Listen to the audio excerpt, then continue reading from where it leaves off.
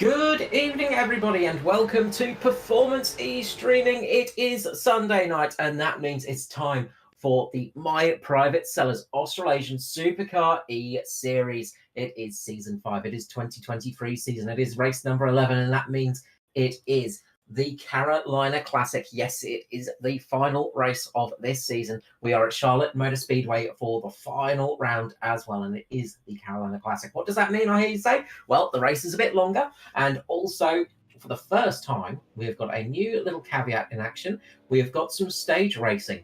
Now, the stage racing is a little bit different to normal stage racing. If you're familiar with that, the stages will be selected at random. There'll be 2 stages during the race, and they will be selected at random in the post-race tech. And once they're selected, the points will be allocated. The first part of the stage will be between lap 1 and lap 52. Second stage between 62 and laps 110 and 120. The stages will be picked randomly, and the winners of those stages will earn themselves an extra 10 points. So 10 points for first, and then all the way down to P10 with just a single point in action. And that could be the deciding factor of the championship for this season. Before we continue, I'll get our housekeeping underway. Of course, I'm as ever Mr. Carl Wilkinson with you. I'm joined up here in the booth by Mr. Mark Johansson. Mark, how you going, mate? Yeah, good, mate. Be interesting to see how this works out tonight, because it could really throw this championship into a what's the word I'm looking for? A closed draw, and anyone can win it from here. Absolutely, it really shakes things up. And of course, we have Mr. Matty Hunter doing the hard work on the cameras and pipping in when he needs to. Matt, how you going, mate? Yeah, good, thank you. So, championship-wise, it's Raymond Jaeger up at the top of the championship points at the moment on 157 points. He's got a 28-point lead over Gary Wellman in second. Javier Curvis sitting in third, 42 points down. Dwayne Priest, 44 points down. So, really, those 4 drivers are probably the ones that are most in contention tonight, especially with those stages in the mix. Andy Barber could find himself in contention with Ruben Phelps as well, 51 points, 54 points down in 6th. Adam Malone in 7th, 57 points down. We have Kim Roffey in 8th, Justin Witcher 9th, and Craig Roffey in P10. So it really does shake things up and makes it a little bit more spicy there for the end of this season. We're just in qualifying at the moment. We'll bring you all the news on that as well. Track temperatures looking about 26 degrees tonight, air temperature 24 degrees Celsius. We also, of course, have the team championships as well.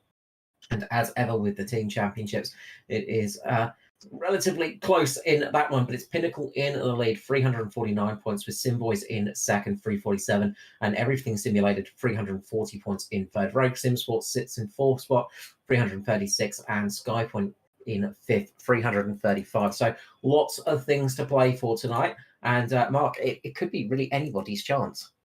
Yeah, it really could be. And I know we're out in qualifying at the moment, and there's a few surprises there in qualifying too.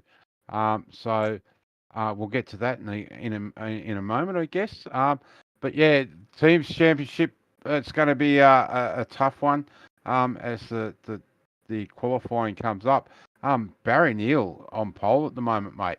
That's great to see him up there too. Absolutely. Baroniel has got some really good pace. And I have the best of luck, but he has got the pace. Craig Roffey doing a good job of up in P. So you've got Craig Donnelly in P3 with Kim Roffey sitting in fourth and Andy Barber in fifth. So a little bit further down in the championship, those drivers, but they're doing what they could do to get a good starting position tonight for the My Private Sellers Carolina Classic here tonight. So it's going to be some exciting stuff. Yeah, I'm just looking down. Raymond Jagger, championship leader, down in 18th at the moment. Jamie Nankervis, we can see there in 13th. And I'm just trying to find where Gary's ended up.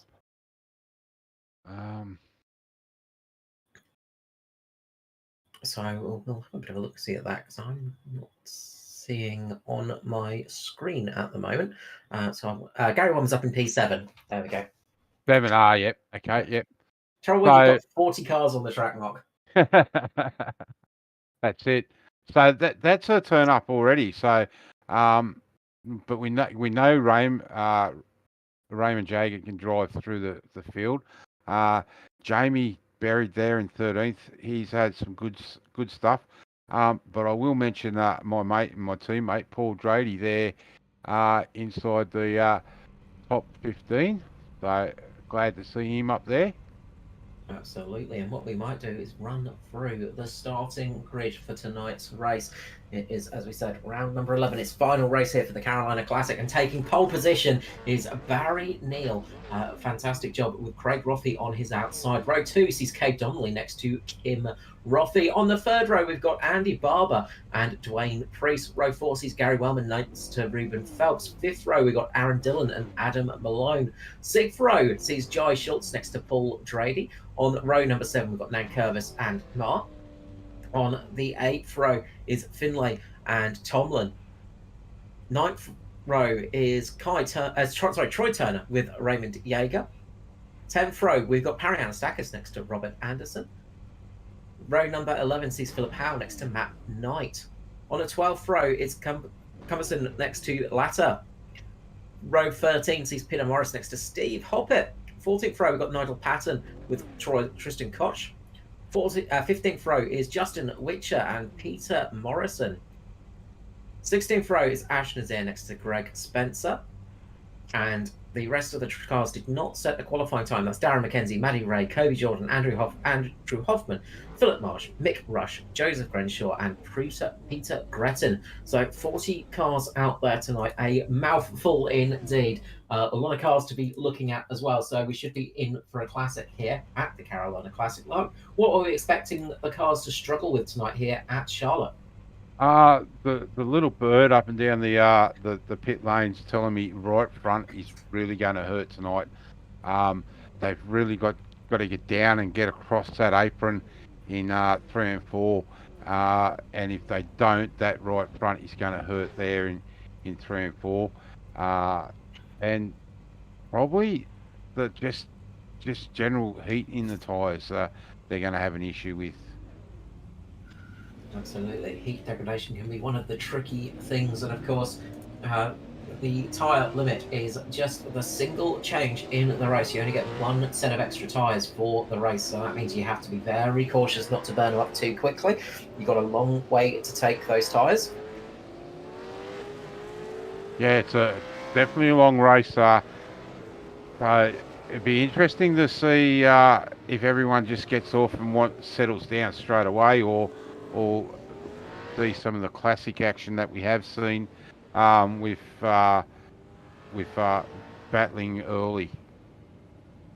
No, absolutely. And as we did mention at the top of the hour, make sure to head over to the Australasian Facebook page, the Australasian Supercar eSeries Facebook page, at the end of the stream tonight to get the official statement on championship standings, and also to catch up on all the latest news and bits of action, see what's happened in the race. You'll get all of the stewards' decisions in there, get all of the finalised points, all of the great information that the admins and the stewards will come to conclusions on. So make sure to head over to the Australasian Supercar eSeries Facebook page to catch that action, and that will start up as soon as we wrap up here. But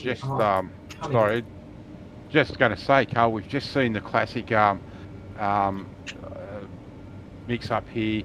The admin have thrown a caution straight away to extend this roll around lap by 2 laps, and the reason that is because this is a reasonably short track, and with 40 cars trying to get lined up, it just takes that little bit of extra time.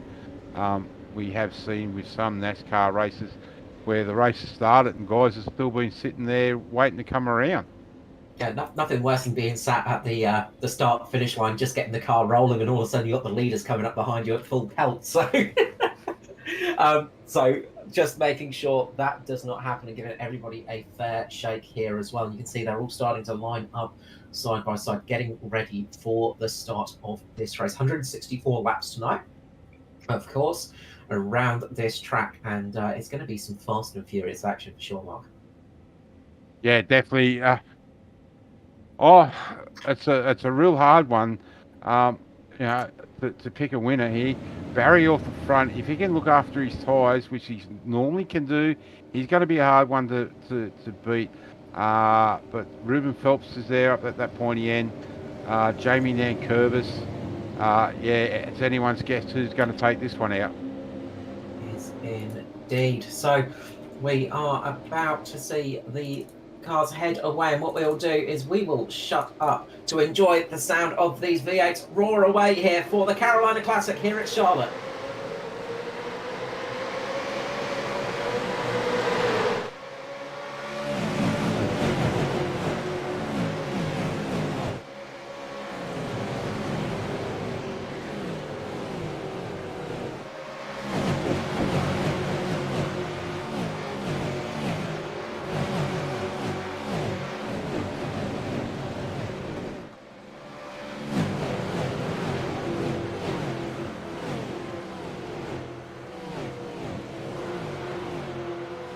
And the first racing lap is under our belt, and the cheerleading going on in the chat from Nick Walsh has helped the Sim boys get Kay Donnelly up into the lead of the race. The number 41 up in the lead at the moment. Just behind him is just Craig Roffey there, and he's getting a great run. What we're used to in the series, of course, you get those mega runs when you're sitting behind the car in front of you.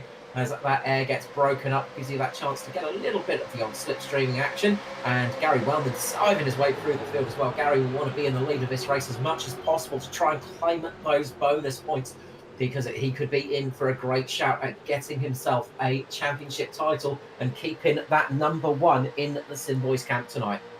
Yeah, definitely, mate. And some bad news for Matty Raymond. I heard him over the in-race chat, and he apologising to people. He has gone from starting 18th all the way down to 33rd. Very bad start there for him. He has got a lot of work to do tonight. He does indeed. A lot of action going on here at the front as they are 2 to 3 wide at some places, really going for it.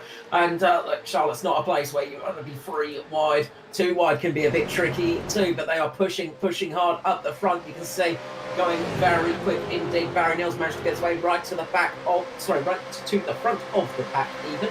Getting back into the front, mixed up. And the 2 green cars, Wellman and Roffey, now fighting it out behind, trying to get that lead as they're looking 3 wide through turns 1 and 2. Wellman just eases out a little bit there, just lets the ball breathe to give Barry Neal the chance to just keep up ahead and not cause an accident there, because that was very close stuff in this early stage. Now Wellman's getting a really good run underneath, gets down the inside of Barry Neal.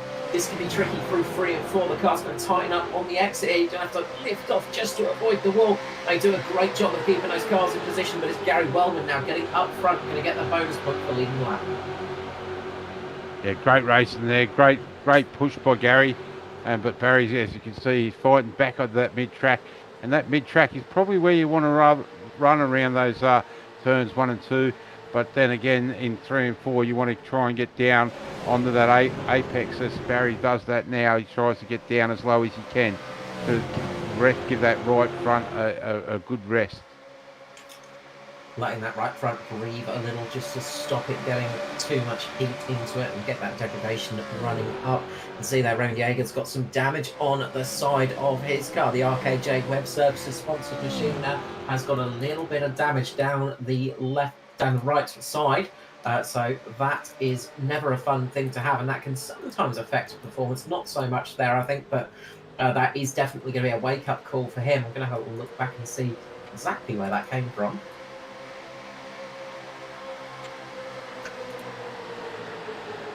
Just checking out third place man in the championship, Jamie Nankervis, and he's sitting in that angry bunch of cars there in 15th. So he's got Ruben Phelps in front of him. So another nice looking car for tonight for Jamie Nankervis.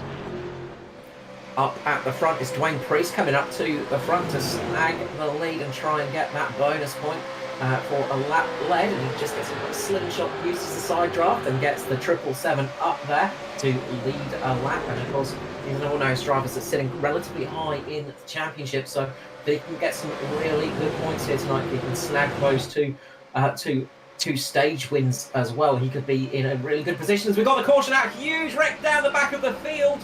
Who was involved in that one? Looks like Anthony Cuthbertson, Matt Knight, and Robert Anderson involved in that one. Sorry, Robert Anderson just snuck through there, and it was Michael Latter that got big hit. So a big accident down the back of the field. And I'll tell you who you need to jump on board for once we've seen this accident play out is the championship leader, Raymond Jaeger. But we'll watch what's happened here. So the car's coming through 1 and 2, I think it was. And all of a sudden they get up close to the wall, a bit too close to the wall. Very pear-shaped very quickly, as is often the case on a speedway. And around we go. There we go. The car gets up into the wall. Gets up in front of the yellow car there of... I'm trying to use my memory now. Up into the front of Matt Knight.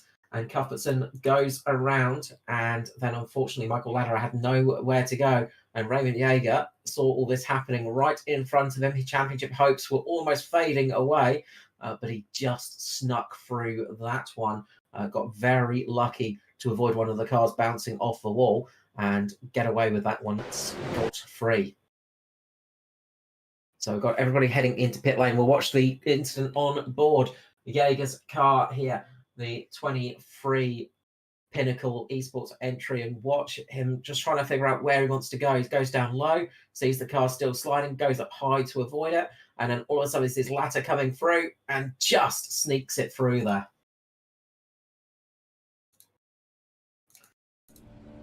So we've got a lot of cars coming down pit road, a few cars deciding to stick it out there. Peter Morrison has stuck it out with, Peter Madison, Peter Morris, Christopher Tomlin and Jai Schultz sticking it out there, and a little bit of a celebratory paint job for Jai Schultz tonight in celebration of Mr. and Mrs. Crum celebrating their anniversary tonight. Luke Crum, of course, one of the drivers that we see around us as well. So congratulations to them both, and have a happy anniversary.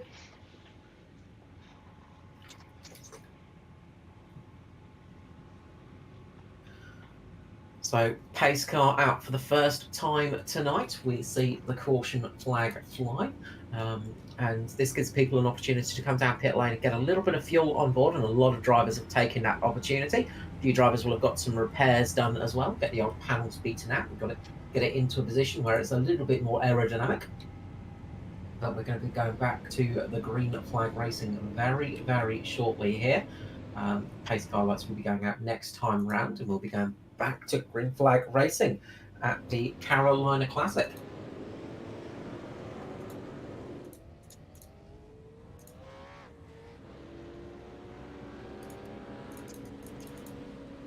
So a few cars ducking in to get some extra repairs or just a little bit of extra fuel. Got Greg Spencer coming in with Raymond Jaeger, and they're just coming in just to top the tank up just that little bit more, just to give them a little bit of a longer run in the later stages of the stint. Can be a very smart move and can give you that little bit more flexibility in the long run of the race. And it can just help you out in those moments. And of course, if you need a little bit of helping out, any electrical items and electrical repairs, things like that in and around Australia, check out United Electrical Solutions. They are great for the renovations, new installations and repairs, of course.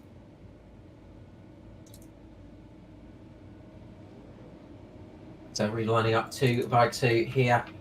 Pace car will be out for one more lap, and the lights will be going out very, very shortly, and we'll be going back to green flag racing here at Charlotte Motor Speedway for the Carolina Classic, of course, brought to you by My Private Sellers. And we are in for a stonking race tonight. We should see some really good action here. Not that we've been lacking action all year, Mark. No, definitely not. There's been some great action right throughout the season. We were just saying the other night, Carl, that all three of our leagues that we cover on our two channels here have been absolutely brilliant, and I can't see tonight being any different. 30 odd, 40 cars, very angry cars, want to make the best of it. That is it. And a lot of people want to get those victories underneath their belt. I think we've unfortunately lost one car tonight, and that's Philip Howe. Unfortunately, the 96 has had to take it behind the wall tonight. So we've got 39 cars still out there, and that means we've got 39 people with a chance of getting down victory lane. A couple of those cars have got a little bit of a scratch to the paintwork. Hopefully, though, that's not going to affect them too much in the long running here at Charlotte. And sometimes you can get away with a little tiny bit of damage on the side. And if you can keep it under the car in front of you, you can get away with it behind them as well. Coming up to the line now, we are going to go back to green flag racing here. And it's Jai Schultz leading away, gets a nice launches. Oh, big moment in the mid-pack. As cars have gone around, I think we're going to see the caution flag fly in a very short couple of moments. Might not actually, might remain green here as people are resettling themselves on the track.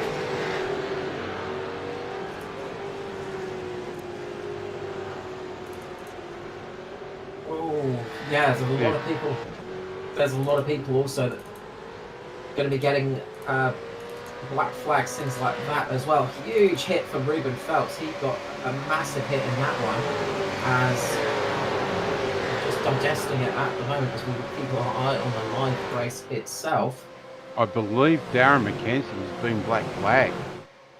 I did hear something over the race radio there that Darren McKenzie may have been black flagged, mate. So that's not a good one.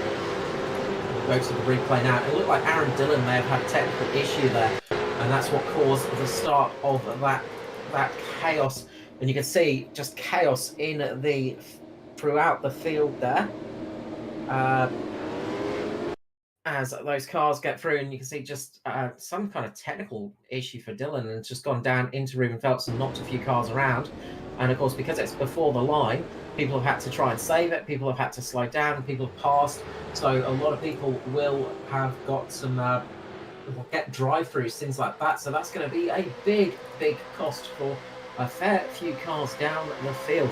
Nick Rush, I think, may be one of those cars that got a drive-through because he comes through pit lane at the moment. But we'll get our eyes back to the front of the field, and it's Barry Neal up in the lead. He's managed to get up past Jai Schultz and Peter Morris as well. Peter Morris getting up to the front after deciding not to come down pit lane in the fishy car, and he's got back into a relatively good spot, but he has got quite a bit of damage on the car, so that could be a bit of a struggle to keep up there in the long run, but doing a good job at the moment in the X64.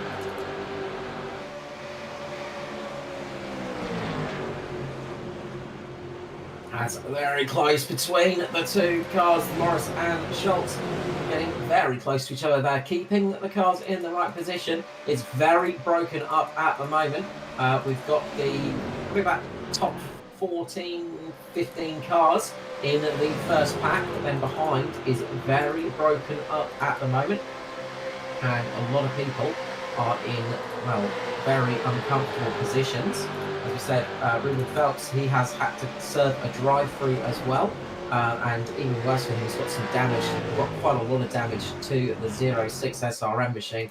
So that's going to be a painful one indeed. I was just going to say, Carl, Matt, if you go back and check on the 29 of Greg Spence, he is actually missing his boot lid. So he has a lot of damage on that car. Well, he's got a lot of damage on the rear, but, you know, missing the rear spoiler. It's not going to do wonders for the life of the tyres, but it can make it go a little bit quicker because it's a little bit less draggy. It's like a free DRS button, but that's probably going to hurt him in the long run here tonight. Currently battling away with Tristan Koch back there in the 550. Looks like he kind of made it unscathed through that, but a lot of people got caught up in that incident. And because the caution flag didn't fly, it's really broken the field up as well.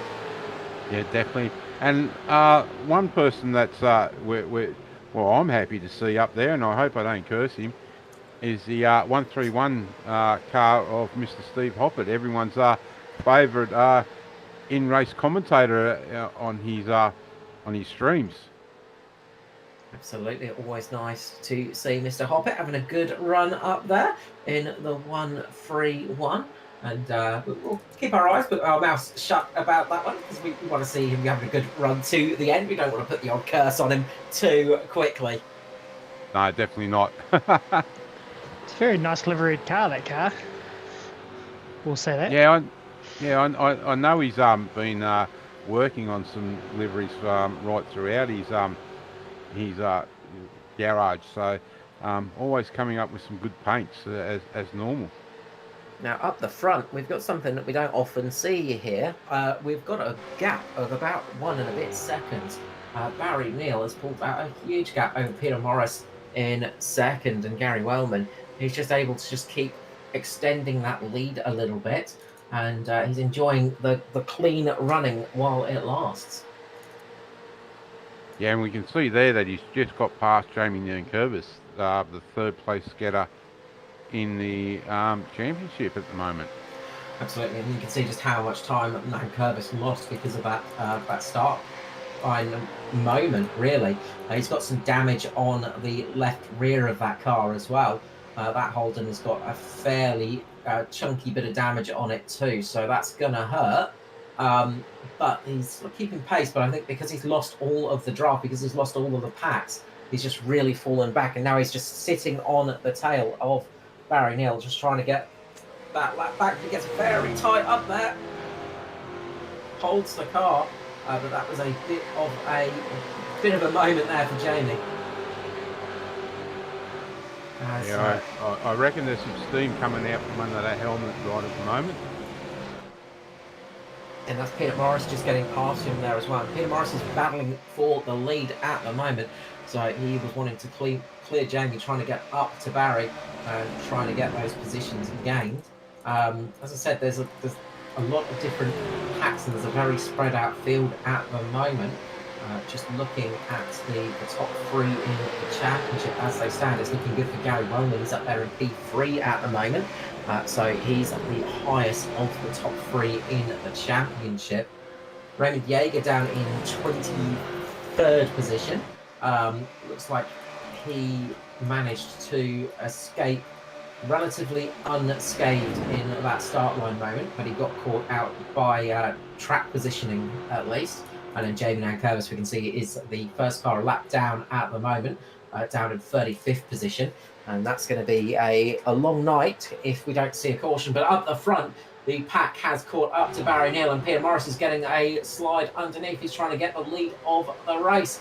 Had a big moment in the 864 beforehand, got caught in that first caution, but now he's battling for the lead. Remember, he has not made a pit stop, so he's got a little bit less fuel than the cars around him. But he is there on pace at the moment, and he's managed to get up into the leader of the race despite having a few little scrapes and scratches on that car. Jason Marr having a good run as well in the 53. Skeleton Sinsports entry. He's worked his way nicely up to the front and is now in P3, just ahead of Gary Wellman, looking to make the move on Barry Neal. Yeah, Barry looks like he's got that move done, and some interesting guys now up the front. We see Paul Drady up there towards the front. Christopher Tomlin, the 27 car of Josh Schultz is back up there now in towards that pointy end of the field. Yeah, it's a nice mixture up the front here, and we've got a couple of faces that we don't see running towards the front too often here tonight, which is always nice. We like it when we can get a bit of a shuffle through the field, but it's going to be keeping up there. I think it's going to be the tricky thing. But if we run green for a nice long stint here tonight, they could be in a fantastic position. those cars that haven't made their pit stops will be starting to get a little bit lighter on fuel. They'll be thinking about popping down pit lane at about 20, about 10 to 15 laps, I'd say. So it's going to be get some green flag stops that could really mix things up. Yeah, definitely. And Joy has definitely got a rocket ship under him at the moment. Just hanging in there in the seventh spot, I believe, around sixth, seventh. So it's a great run for him. The other person there is in the green road car. I believe that is. I just can't make out the number. We'll have a look at that one in a moment. As Mark gets his glasses on, gets the old binoculars out, and has a bit of a closer look. Is it Craig Rothie that you're looking at in P9? Yeah, yes, I believe it is Craig Rothie. So he fell back there and he's had another good run up. Keeping himself out of trouble at the moment, and that's not a bad thing to do. It's sort of it's tricky. You want to be fighting for the lead, of course, because especially with those stages in for the classic round, that could be a fantastic gain in the old championship. Those extra points could really help out, but at the same time, you want to be in a position where you're not going to be worrying too much. You want to make it to the end, because ultimately the big points are paid for those final finishing positions. So he's just having a solid run at the moment. He's just keeping inside the top 10, about a second and a bit off the leaders. So he's in a nice pack at the moment, but also sitting back there allows you just to let the throttle breathe a little bit, use a little bit less fuel, and get to a slightly more better stint of the race. So you can sort of get through the race a little bit easier sometimes. Yeah, definitely. And that lead, Peter Morris and Barry Neal are still battling out the changing the lead just by a front spoiler almost for the last couple of laps. Also, a good run there for Adam Malone and Andy Barber, but just outside the 10. No, that's it. I mean, they're coming up on a big pack of cars now that are a little bit wounded. Now you've got Mick Rush down there as well, who's got a fairly solid-looking car. But there's quite a few damaged cars, and there's a lot of solo cars they're coming up on now. So traffic could become a little bit of an issue. Just having a little bit of a look back through the field at any big action, but it's pretty much all towards the front at the moment. The front pack is the main combatants at the moment, you've got to say. And one of those people is Barry Neal, having a good run up the front, as we're used to seeing with Barry. Very close to the rear there for Peter Morris. Looks like just unsettled Barry a tiny little bit, and he just had to lift off the throttle a little bit there as well. But those cars get through. Again, we're on lap 36 of 164, well, lap 37 I should say, of 164. 127 laps here remaining for the My Private Sellers Australasian Supercar eSeries. It is the Carolina Classic here, and it is round number 11 of 11, so the final round of season number 5. We see Jason Maher take over the running of second place there in front of Peter Morris in the 53 car. And Barry is starting to come up on some lap traffic, so let's hope they just do the right thing and jump out of the road like they have done. Yeah, a lot of those cars have got some battle damage on them, and we're seeing the front pack just starting to single file a little bit now. Everybody's starting to fall in line, and so I imagine their tyres are starting to feel a little bit second hand too. So they're just falling in line here and just waiting a little bit before they start pushing, letting those tyres cool down a little bit and get into a better operating temperature for their next attack in the race.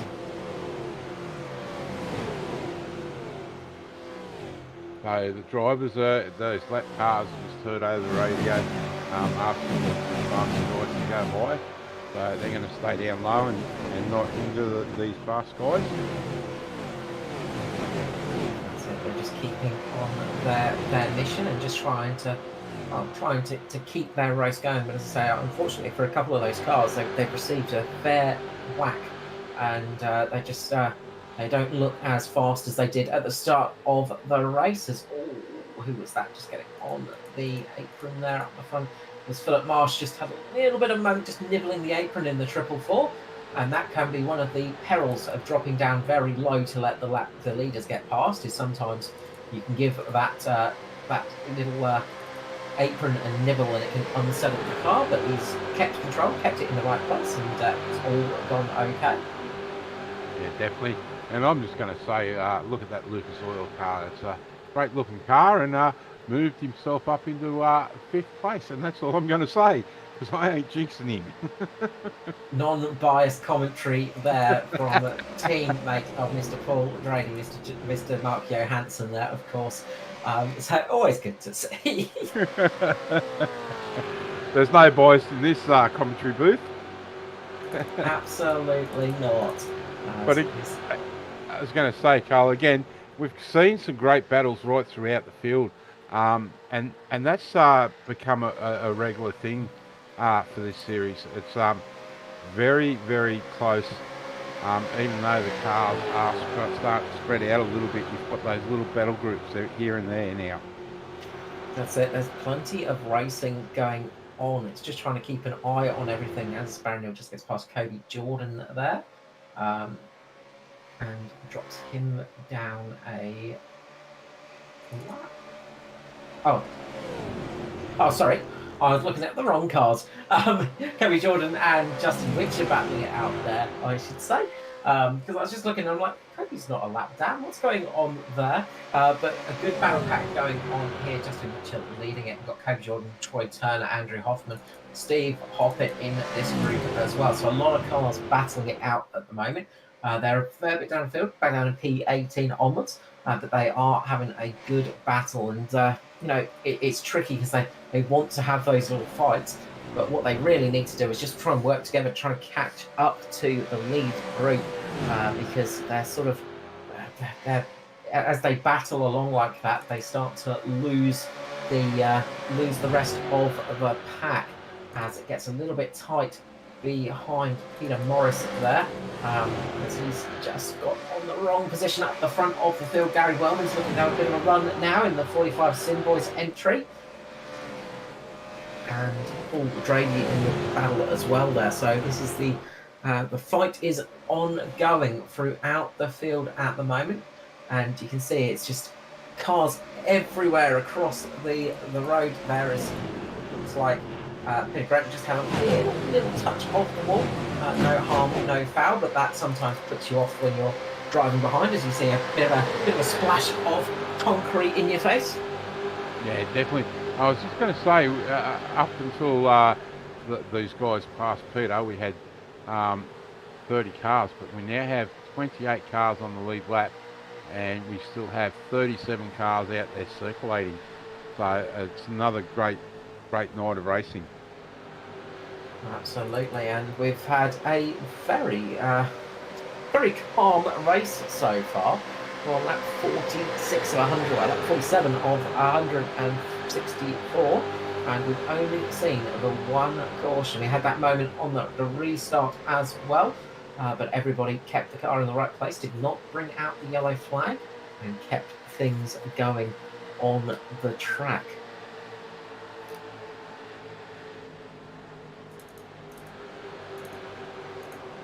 So we're seeing here some of the battles going throughout the field. Tristan Koch there, just in the lead of that little group, and he's being lapped as well as Dwayne Priest just goes through on the inside.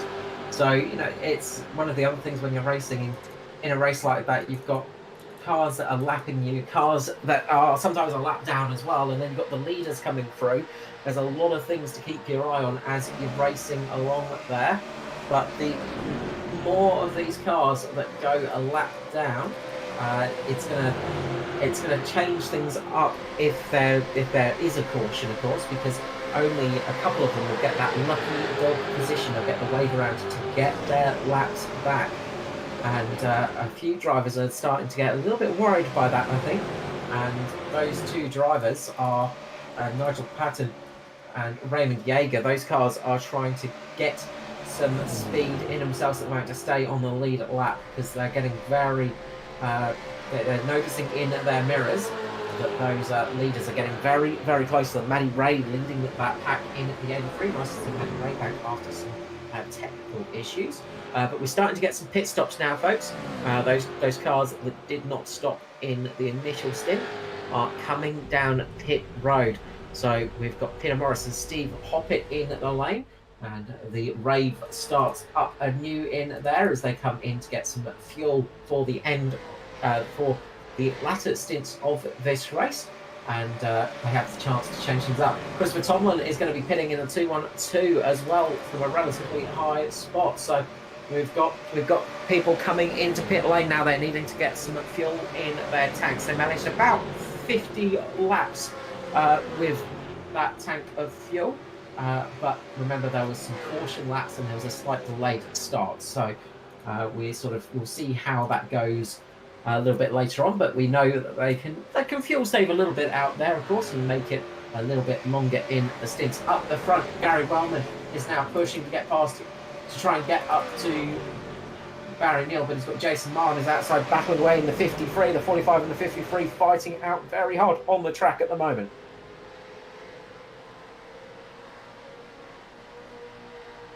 Some great side-by-side action there, door-to-door, or I should say mirror-to-mirror. That high line just seems to have it a little bit, but as he slides up track, and Gary's been able to get underneath him now. So a nice move by Gary. And we'll see if Gary can get out and close that gap down. It's still only half a second, but that is a lot to close up. Yeah, half a second does not sound like much in the regular world when you're talking about things. Half a second is just a snap of the old fingers, but in racing terms, half a second can be an eternity. It's a long old gap to make up, and it can feel like it's a couple of miles rather than a couple of meters. You can just see there at the background, Paul Drady just being held up that little bit by Jake Spence.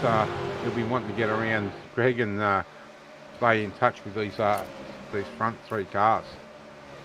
Well, indeed, a little bit further back, there's some good racing going on with Hank Donnelly, Craig Brothy, Adam Malone, Chris Finley, Andy Barber.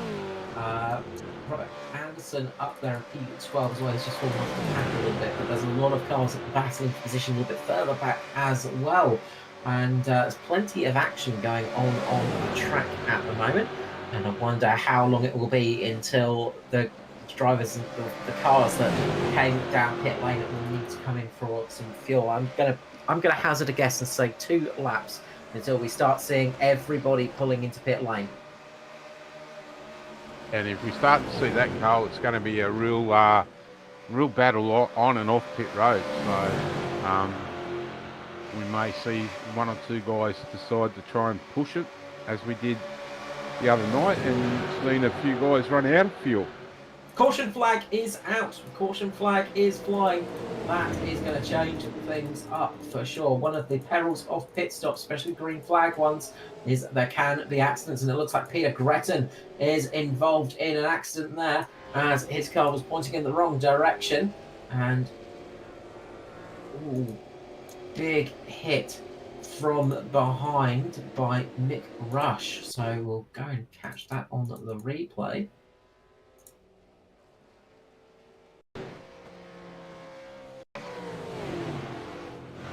And it looks like he might have been trying to get into pit lane and didn't call it out and got clipped from behind, because I saw the brake lights coming. One of the oddities of these cars, of course, is they have a brake light, and it looks like the 831 put the brakes on, and then the car behind had nowhere to go.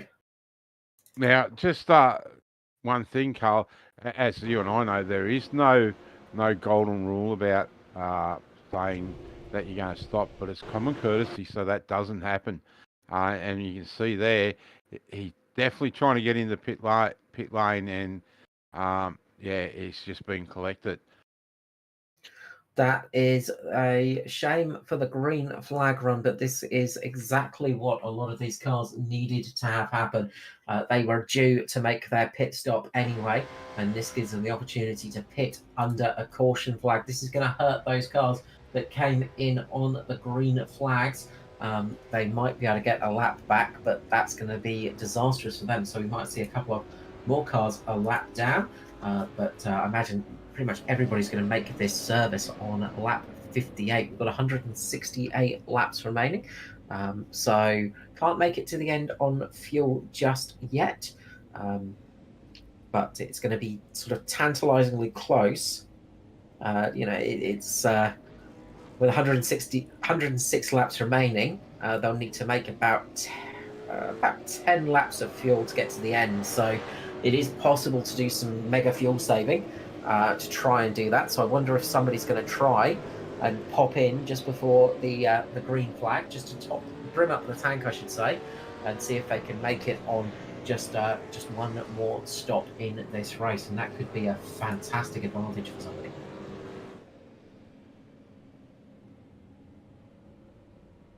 But we see here that Gary's been able to jump Barry and Jason to take the lead of the race. Barry had a bit of a slow stop and dropped back to third. Yeah, Gary Wellman stationary for about 28 seconds. Barry Neal about 30 seconds. So that's the difference there. I wonder if there was a set of tyres being slapped on to Barry Neal, or if he just took a little bit extra fuel, or just, these little things can make a difference in that respect. But I think the tyres are a bit longer than that from memory. So yeah, it's a lot to ask of a set of tyres. 105 laps. So yeah. Well, while we're under the caution, we'll give this time to have a big shout out to the series sponsors, the sponsors that keep the Australasian Supercar eSeries running, of course, and them being My Private Seller, of course, the title sponsor, and the title sponsor of the Australasian Supercar eSeries, United Electrical Solutions, Hot Toddy Heating Installations, Witcher Electrics, RKJ Web Services. We thank them all for sponsoring cars and sponsoring the series as well, and keeping the wheels rotating on the races, of course, and keeping great events like the Carolina Classic in rotation as well. Yeah, definitely the way it's going up here, down here at the moment, Carl. I think I might just duck across to Tassie and see those boys and get some heater. Get a nice heater for the house.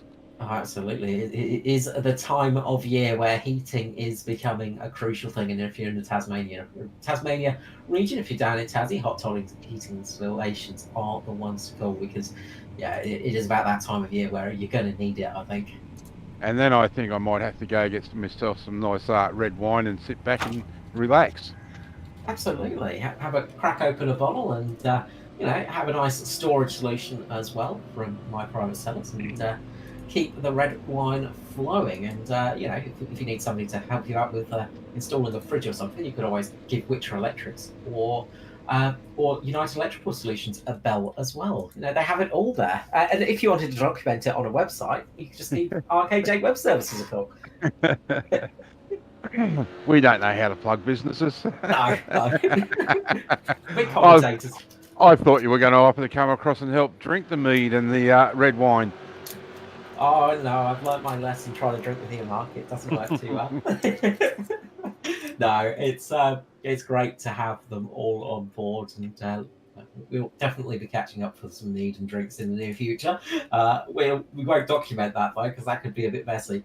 Up front, it is Gary Wellman in the lead, so he's going to be leading away when the pace car pulls in. He's going to have Jason Marr on his outside for the Skeleton Sim Sports team, so watch out for this restart. All blue second row of Drady and Neal.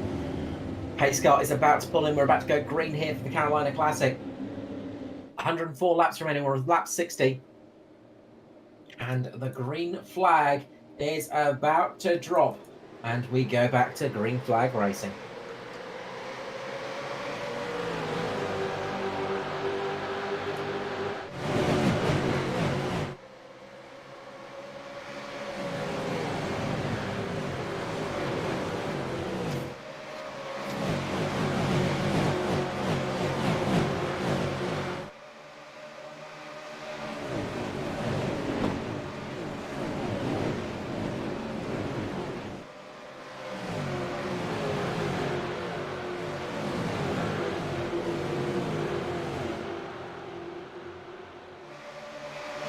Across the line into lap 62, Barry Neal and Gary Wildman having a come back up the front side by side at the moment, but you can see throughout the field plenty of action going on.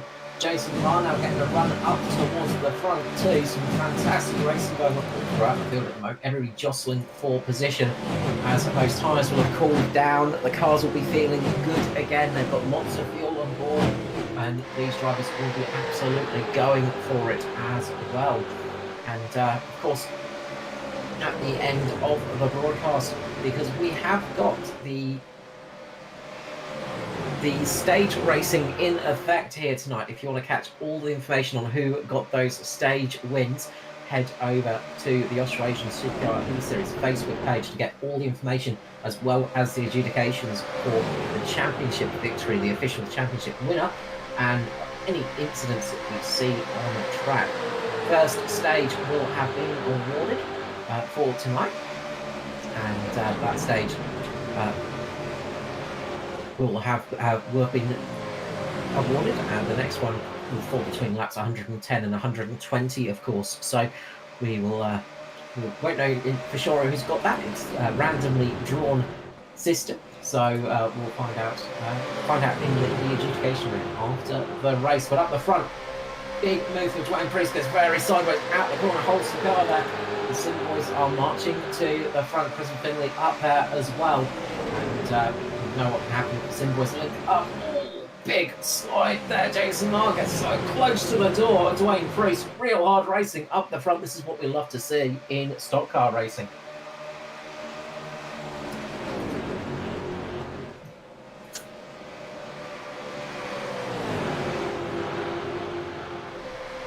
Always the thing that we look forward to on ovals. A little bit of running, a little bit of close racing. You know, there's nothing wrong with that.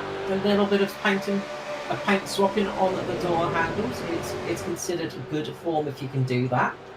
And these drivers are not hesitating to do that at the moment. Some real nice runs.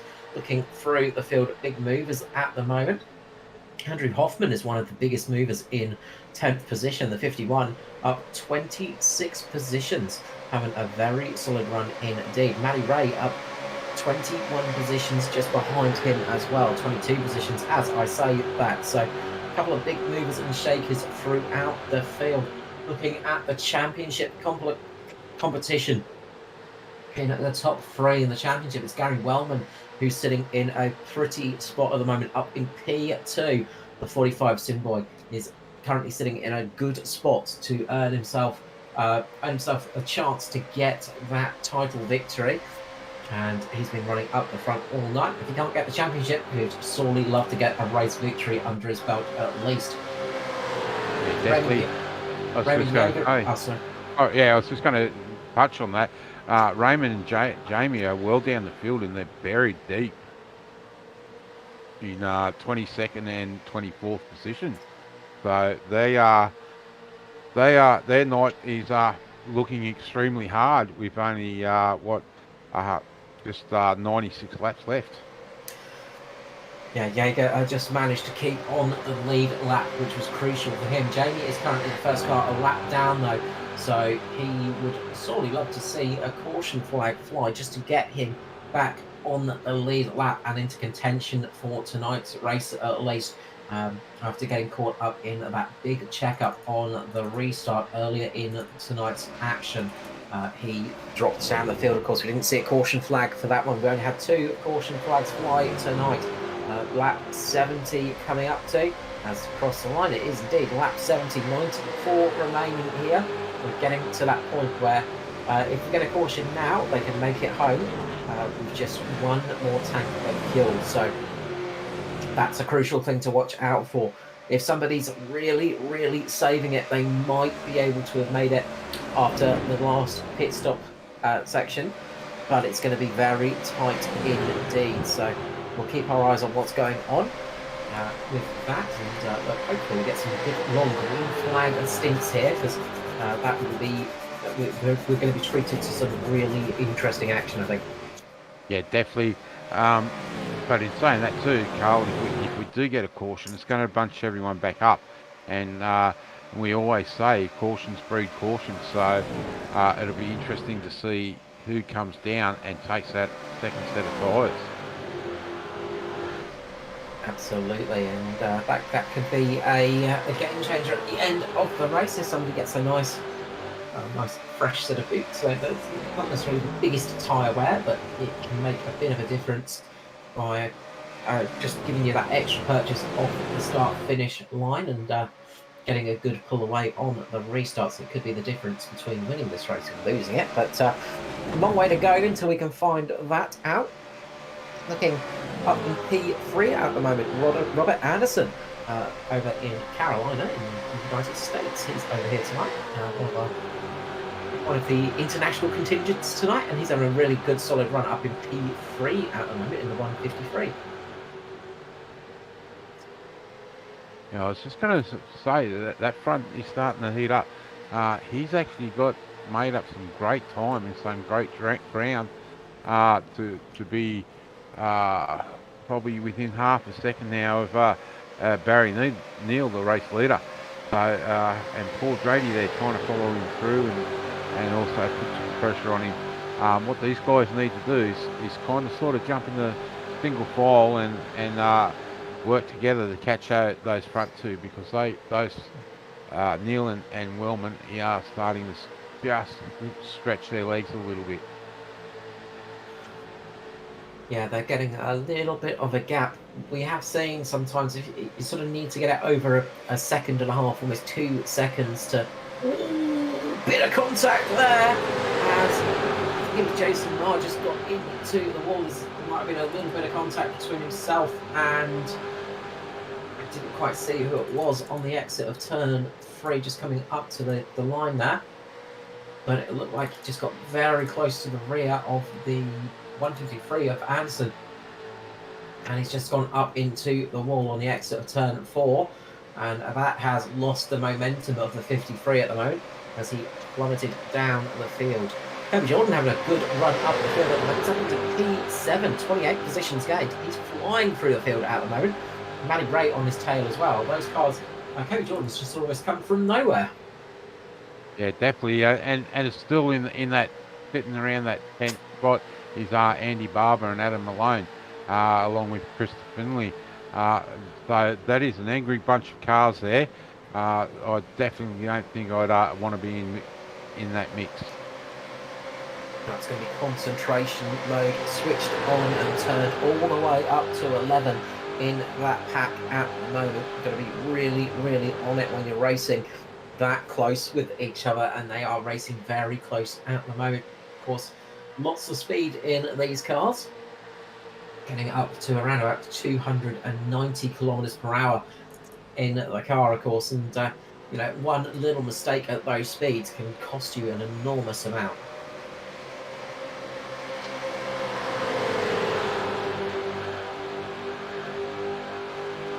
You see Paul Drady getting a good run just behind with Andrew Hoffman sitting up on the high side as caution flag comes out on lap 78. Let's find out what's happened here. Is that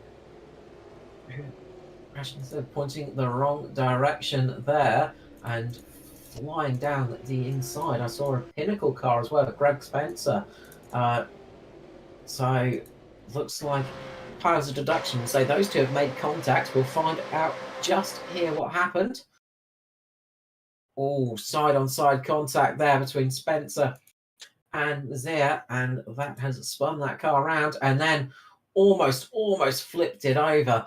The car just gets up and luckily it lands on 4 feet there, but that's a lot of damage to those cars, and that's brought out the caution flag again.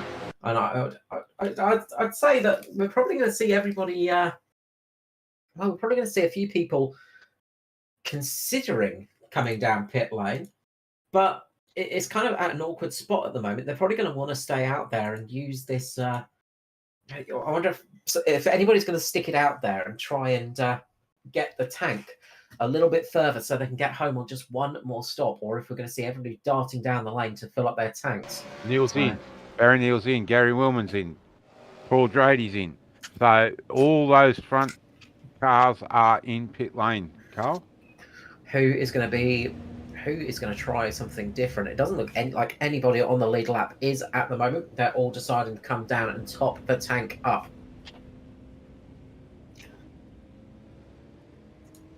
So one car that benefits from this is one car that's in the battle for the championship, and that is the 18 of Jamie Nankervis. He's going to get the wave around and get the lucky dog position as the rave starts in pit lane, of course. These cars do have a limiter on board. When you engage that, it makes the lights flash on the front. And we can see it's one of the SRM cars just doing it manually there, just not worrying about the speed limiter. Everybody else is clipped on the limiter to get through pit lane, but it's interesting sometimes to see who does and doesn't use it, because it's sometimes a little bit more comfortable just to use your foot than the speed limiter, but sometimes that can catch you out.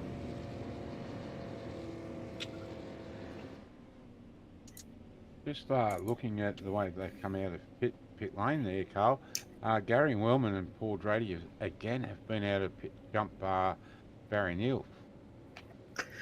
I do wonder if how many people are short filling a little bit, how many people are going to brim at the tank, because of course you do not need to fill up the tank to. You could just, in theory, just half fill the tank. But it looks like a lot of cars have done that. They've only been stationary for about 14 odd seconds, so a lot of people just putting enough gas in the tank to get them to a set distance, and they're still going to have to make another stop. Of course, everybody will have to stop again for this race, but the less fuel you put in now means that you can just go. Of course, the tanks won't be empty, will they, either? So they will not have. Yeah, sorry, I'm arguing myself there as I'm talking on air.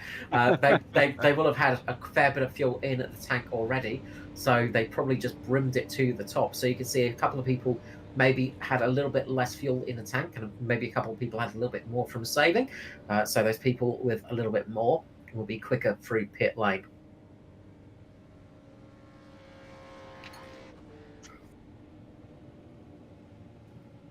But that's going to mean the 45 Gary Wellman's going to be in the lead of the race, and the 129 Paul Drady is going to be sitting in P2.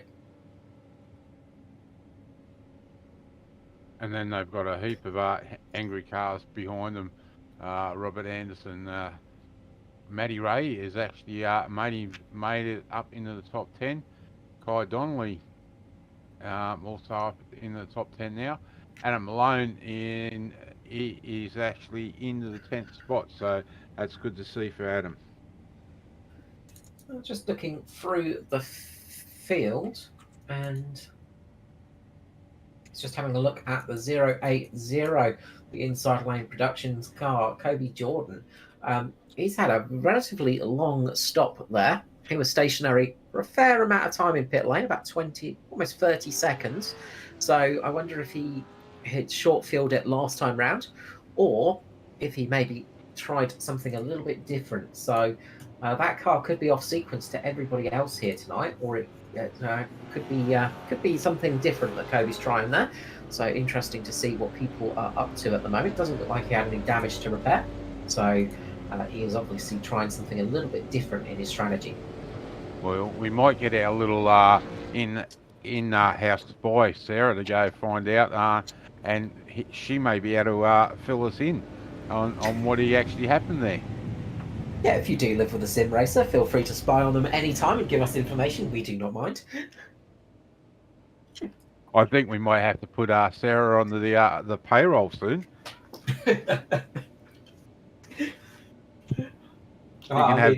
She can have double what we get. Absolutely, earning the big bucks as always. But yes. double the love. That's it. So she's just come back and she said there's no damage, so that's good to hear. Let's hope Kobe can finish the night off with a strong performance. Absolutely. Pace car going to pull in here. We've got 82 laps remaining. We are at the halfway point of the Carolina Classic for the My Private Sellers Australasian Supercar eSeries. It's the final race of the first round of the championship now. And Gary Wellman pulls away into the lead of the race. Already gets a little bit of a slow start. That gives Barry Neal the opportunity to go up with P2 at the moment.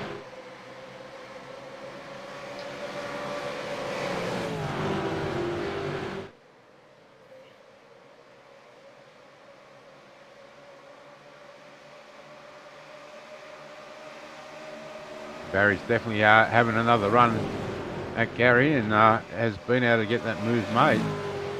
Paul's been able to claw back those front two a little bit, and those three now opened up just that ever slight gap over the rest of the field.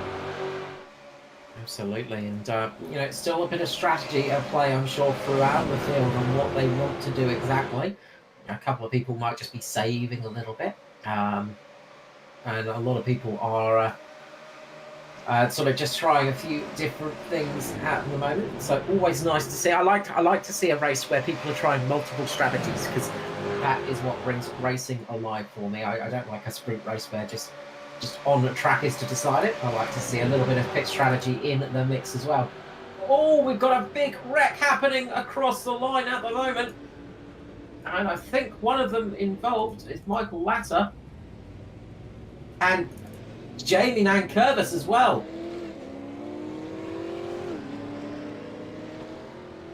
And that brings the caution flag out once more. So, I'll try and digest what's happening here. So, looks like the 630 has just got a bit loose in the mid-corner and come up and just caused people to have to dart out the way. Got slow off the corner. And then there's been a big accident in that one, as cars have gone around, and then there's been a secondary incident on the quad oval part of the track. So we'll see the cars go up into the wall here. That brings the first little bit of caution, and then there's the cars having a little bit of a wreck, and then there's secondary contact on the low line and pings the Michael Ladder up into the wall. So yeah, that's a big accident, and that's a big shame for Jamie Nankervis. Just got his lap back, and well, that could be his night over and done with. By the looks of the damage on that right front nose, mate, I'd say that is his night over. And it's unfortunately just gets caught on the left rear of that of Ladder, and that's turned him into the wall, and that's speared him down into the purple car. And you can see there that the damage on the right rear and the right front, that is extensive. Yes, indeed. What I will try and do is I will see if I can duck up and talk to him briefly. Okay, Mark. So we've got a few cars coming down pit lane as well. So Jai Schultz, Kim Ruffy, Kobe Jordan, Christopher Tomlin, Parry Anastakis, Jamie Nankervis, Peter Matson, Greg Spencer. There's been a lot of people just popping in pit lane, and it's just getting those tanks abrim. So there's a few different strategies going on track now, and that could lead to some interesting results. So could bring us some interesting runs here to the end. I think with 78 laps to go, we would still be looking at one pit stop. So yeah, I think you'd be splitting it from here, don't you reckon, Carl? Absolutely. I think you want to try and go as long as possible, just in case a caution comes. You want to give yourself that little bit of leeway, of course, but just having those extra couple of litres of fuel can sometimes give you that opportunity to catch a caution if it happens. All right, Carl, I've been able to have a quick word with Jamie excuse me, heavy damage. He's got 4 minutes of optional repairs. He's been able to get the car repaired enough to get back out onto the track, but the car is going to be slow, and he's just going to have to try and work through the optional repairs as he goes, mate. It's a tough night in the office. It's been a tough race for a couple of drivers tonight, but yeah, it's never fun when it happens like that. And when you're trying for a championship as well, it just adds a little bit of extra misery to the pain. So we'll have one more lap under pace car conditions here. It's going to be Barry Neal out in the lead, and I might just step away for a moment, Mark and Matt. I'll let you carry on. I just need to have a quick stretch. No worries, mate.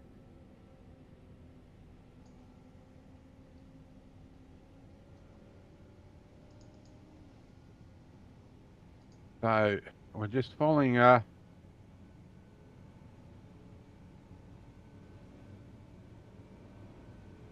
should start to reform this time by. Looks like we might be doing an extra lap behind the pace car. Oh no, there we are. So it looks like they're going to form up there now. Yeah, so be green next time by. As we can see, the lights on the pace car are out. So we will see Barry Neal lead this field away again. It's been pretty entertaining so far, Matt. Some great racing. I know we've got extra cameras this year, and yeah, it must be fun trying to keep up with pushing the buttons in the right direction. Yeah, no, they go pretty good. They yeah, the order is very nice to use. It's definitely a hard race though. It's we've seen 7 cars already go behind the wall. So it is a real battle of attrition, which is really good to see on these longer races. That's what they're all about. And the good thing though too, Matt, is we've still got 26 cars on the lead lap, as the pace car will pull off here very shortly, and we will go back green flag racing.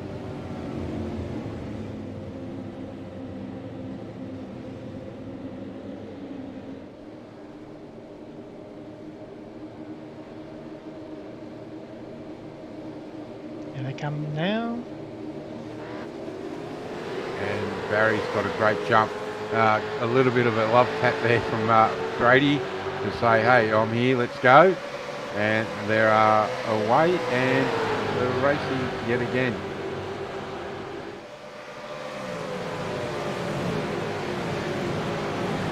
Good to see the yellow variety of the Sim Boys car with Chris Finlay up there in 7th place. Yeah, it's been a few guys up here tonight that we don't normally see, like Paul Grady there in 3rd place. Raymond Jagger, I'm just going to touch on him there, Matt. He has done an absolute brilliant job. We've been down in 33rd after that first incident, and he's now back up in the 9th place. So a great drive back through the field for him. Yeah, he likes to sort of, I think in these longer races, he likes to hang back for the first half of the race and sort of get a lay of the land and save his car a little bit, work out what's going on and what he needs to do, and then dodge the wrecks, because yeah, you're always pretty close to them down there, but if you make it through, you get a nice clean car, and he likes to charge up to the front. It's been a good recovery drive, and it's what we've seen in the past from him. Gary Wellman. We've got a wreck coming on. We've got a wreck. As I just said, Gary Wellman just put the warning, just caused a bit of a check up behind, I think, and then the wreck started behind him, and the caution flag is now out. And it's cars on the side and rolling. Who is that? We can't see It's it. Robert Anderson, it is, yep. Oh, I saw his name dropping down the screen in the scoring order, and I kept trying to click on it multiple times, and it would just never could get to it. But we'll have a look and see what scores that. It was a big shame as the big check up, and the driver from from Carolina itself has just got in a very poor position, get caught up in the wall, and then all of a sudden the car's just gone, no, I'm going to start climbing the wall. And yeah, that thing's got caught up in the barriers, and then he's just had the car slowly roll over. So a high energy impact, but a bit of an odd slide and roll on that one. It's one for the highlight reel. I That's do. So I'd great. say, so that was Christopher Finlay that got into the side of him after there was that little bit of a checkup as Gary Wellman just nibbled the wall. And I think that caused some of the other cars just to slow down a little bit and caused that wreck to happen. But it looks like most everybody got through unscathed, other than Robert Anderson, unfortunately. But yeah, that's brought the caution flag out once more. With 70 laps remaining. A few people taking the opportunity to come into pit lane again, top up on fuel a little bit. So, of course, the other thing about topping up on fuel in this part of the race is you just sort of can take a little bit less to get you home, of course. So it can be a good decision to trim the tank at the moment, and then you don't have to worry about a big long pit stop if there is a green flag stop to get you home. And the other good news there is for one of our drivers is Ruben Phelps. That's put him back onto the lead lap, mate. Good news indeed for Ruben, and again, that's going to help him in the overall standings. I can't remember exactly where he was sitting off the top of my head now. But he was inside the top 10, if I remember. Up in P6, so yeah, it gives him a chance to get a little bit higher in the championship standings in for this one. Of course, we're on lap 95. We've got 69 laps remaining of the Carolina Classic here on Performance eStream. It is the Australasian Supercar eSeries, brought to you by My Private Sellers. Of course, thank you to them for being the title sponsor, of course, and providing the drivers with much needed comfort after the race if need be. But hopefully they won't need to do that. Hopefully they'll be able to enjoy the product instead and have a little bit of a celebration. But I don't think spraying red wine is so good for the fun stakes. And it's not good for the race suit either. It stains. That's where you need the bubbly, of course. But yeah, good stuff out there. Just looking through the field at the moment, big movers and shakers. Justin Witcher, not a surprise to see him being a big mover. He's up 22 spots at the moment, up into P7 in the Pinnacle entry, and one of those drivers that's just capable of keeping that car in the right place at the right time. Of course, he's just behind his teammate Raymond Yeager there, who is battling for the championship with Gary Wellman at the moment. Another big mover, Matty Ray as well. Not unfamiliar to being a big mover. He's up 21 spots, the same as Kobe Jordan just behind him. So luckily those two cars are in shot with each other. Those two drivers up 21 positions from their starting spot, having a very nice run up the field. And then just a car or two back, Andrew Hoffman up 19 positions in the 51, having a solid run as well. So he'll hope for continuing that form and that upwards trend, and try and make it to the end of the race, and well, hopefully gain another 19 or so spots. So we should go back green again this time by, Carl. So let's see if we can, if Barry can get a great start again like he did on that last restart, or Gary can match him. And I wonder if Paul will give him another little love tap to say hurry up and give him a bit of a push. Got 4 bluish cars in a line at the moment on the low line, so that works out nicely for the OCD viewers out there. 2 purple cars on the high line, broken up by a green car, unfortunately. But yeah, the restart's going to be crucial here, of course, and you're going to want to try and get a really strong restart, because well, just to avoid any of the incidents that can happen on the restarts, as we say, Mark, and as you said before, cautions can breed cautions. Of course, when you've been sitting behind the pace car, the tyre pressure goes down and the car gets a little bit tree to drive, but we're just going to see it now. It's going back to green flag racing. Lap 97. We've got 68 laps remaining here tonight, and we're going to find out who's going to get the Carolina Classic in just under 67 laps time. So Barry has got another great start, and Wellman slotting in there in the second, and Drady in the third. But Drady is definitely coming under pressure by that Simboy's car, and I just can't quite make it Dwayne Priest. Dwayne Priest. So Dwayne is always thereabouts at the end of the race normally. So looks like Paul's tyres may have just cooled down a bit too much for him, and he's just struggling there to stay in third spot. Ooh, back end just getting out on Drady a little bit there as he just gets that little bit of check up, and this could be Priest's chance to make a move. Was not close enough to make him pay for that little mistake, but it just shows how quick it can happen on a track like this. It might be just turning left and left again, but these corners can be absolutely perilous, and if you don't get it right perfectly, the car can come around on you very, very easily. Good job though keeping the car in the right direction, and he did not pay the price there. He's actually got a bit of a run on Gary Wellman now, and he's trying to make that one work. Can't quite make it happen. Raymond Yeager sitting back there just behind Kay Donnelly at the moment too, so lots of action going on here in the top of the pack, but it is Barry Neal in the lead at the moment. And those two Sim boys, Dwayne Peace and Kay Donnelly, been able to get down underneath Drady, and Raymond will look like going down there too. No, he's decided to stay high. He thinks that high line's going to be the place to work with Wellman and Drady. Wellman just getting a little bit of a run here, not quite making it work. Just going to try and see if he can get a bit of a side draft going on. Can't quite make it happen. And these two cars just running on equal pace now as the wind is buffering the front, but all of those cars behind will feel like they've got 100 more miles per hour in the tank. They'll feel like they've got much more horsepower available to them because they're in the draft. So they've got a car in front of them blocking the air, makes them feel like they're going to go faster.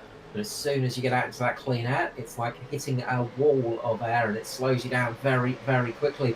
Just behind is two wide action all the way down to about P15 with Christopher Tomlin, but even then a little bit further back there 2 by 2 as well. So a lot of racing going on here in the pack. This is where things can get a little bit dicey as well, because you've done 100 odd laps in this car. Many of these drivers will still be on the tyres they started on as well, and the car can just start getting a little bit unpredictable at stages like this. But they are racing very hard at the moment. 62 laps remaining in the race. We've got a wreck at the back. We've got a wreck at the back. Caution flag is not out. Caution flag does not fly. As who was that being sent around? It was Andrew Hoffman, unfortunately. He's being caught a little bit further back. Bit of contact between himself, Tristan Koch, and that has sent the car around and around, but the caution flag does not fly. Oh, that's a heavy leak. That car will be at a scrapyard near you in the very near future, unfortunately. I think that thing has seen the last of its running tonight.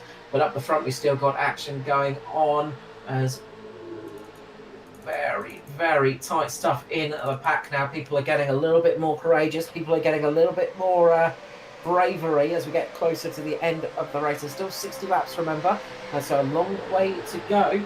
But people want to try and shuffle themselves up to the front of the pack and be in a good position. Of course, there is the chance of getting that stage victory as well. 2 stages in this race, selected at random. And, of course, there's about 20 points in contention for that. As, who was that? We just had a big... Paul Drady. Linking. It was Paul Drady. He has gone into a shadow realm, and I don't know if he's come back, as he has absolutely gone into another dimension at the moment, as he just reappears on the screen. That is always dicey stuff, though, because you don't know where that car is going to pop back into existence. Luckily, though, everybody has driven very safely and sensibly around that, and it looks like it's not a problem. And you don't always know it's happened because you're still seeing the cars around you. It's just the cars around you aren't seeing you. It's a very unnerving thing when it does happen. I was going to say, try and say that past 5 times. Looks like Paul might be having a bit of an issue there, so hopefully that settles down. I imagine if it continues, though, you'll see him dropping down and just moving towards the back of the pack rather than sitting up there at the front, which would be a shame because he's had a solid run tonight. Up the front, though, it is Barry Neal at the moment, still charging away in. And Gary Wellman just behind him, so a lot of action still happening up the front. And then there's a huge angry pack of cars. There's two Sim Boys next to each other in Cade Donnelly and Dwayne Priest. They are holding up nicely on the road and keeping in a position. And I think we've just seen as well, unfortunately, Michael Latter, he has been dropped out because he's lost power. So that is unfortunate for the 60 tonight. Yeah, Michael's based up on the mid-north coast or of New South Wales, so up around that Tamworth area. Let's hope they're not getting one of their autumn or close to, might as well say, winter almost now, storms. So yeah, it's one of the perils of sim racing. We don't have mechanical failures, but we can have internet failures and computer failures, and they are basically like your big end popping out the car or your gearbox falling out the bottom or something like that. They're the closest you can get to mechanical DNFs, of course. So we've got a lot of cars now in a fairly solid line, about 20 odd cars in the pack, and they are running very well with each other. Everybody's starting just to relax. It looks like it was car power, not actual power. So unfortunately, the engine has decided to let go in that car, which is also a perilous in racing. Of course, these cars are not invincible, and the engines will go pop just like a real car as well. And unfortunately, that is what's happened to him.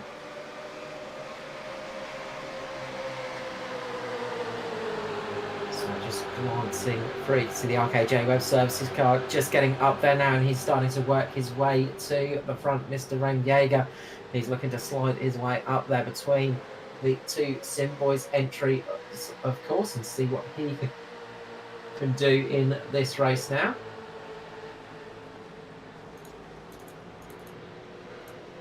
But the Sim Boys have sort of gotten a fairly nice little defensive line up the front at the moment. They've got the two cars sitting side by side, the United Electric Solutions sponsored cars with the hot toddy heating installation as well, and the Sim Boys. But they're sort of sitting in a good defensive spot to keep people behind them and keep their teammate, who is in the championship, in front of them. Not saying that's what's happening, but it looks a lot like that. no, race car teams wouldn't do that. Jaeger is really trying to stop that from happening at the moment. He is desperate to try and break those two cars up, to try and get, try and break up that little wall of Sim Boys cars. Meanwhile, Gary Wellman is desperate to try and get the lead of the race. He's trying to get up past Barry Neal at the moment, but Barry is not making it easy. Barry Neal having a solid run here tonight in the 22. And really going well tonight. And nice to see. We know he's got some great pace and just doesn't always have the luck. No, we've seen him unlucky a couple of times this season. Just in the wrong spot at the wrong time. But it looks like he may be on a winner tonight. Touch wood that I haven't jinxed him. He's doomed now. That's it. Matt, let us know when the earthquake happens in New Zealand, and we see Barry Neal drop off the servers because Matt has just cursed. Mark has just cursed the whole of New Zealand now. Believe me, it's the last place I want to curse because it's a great place to visit. Sponsor us, New Zealand.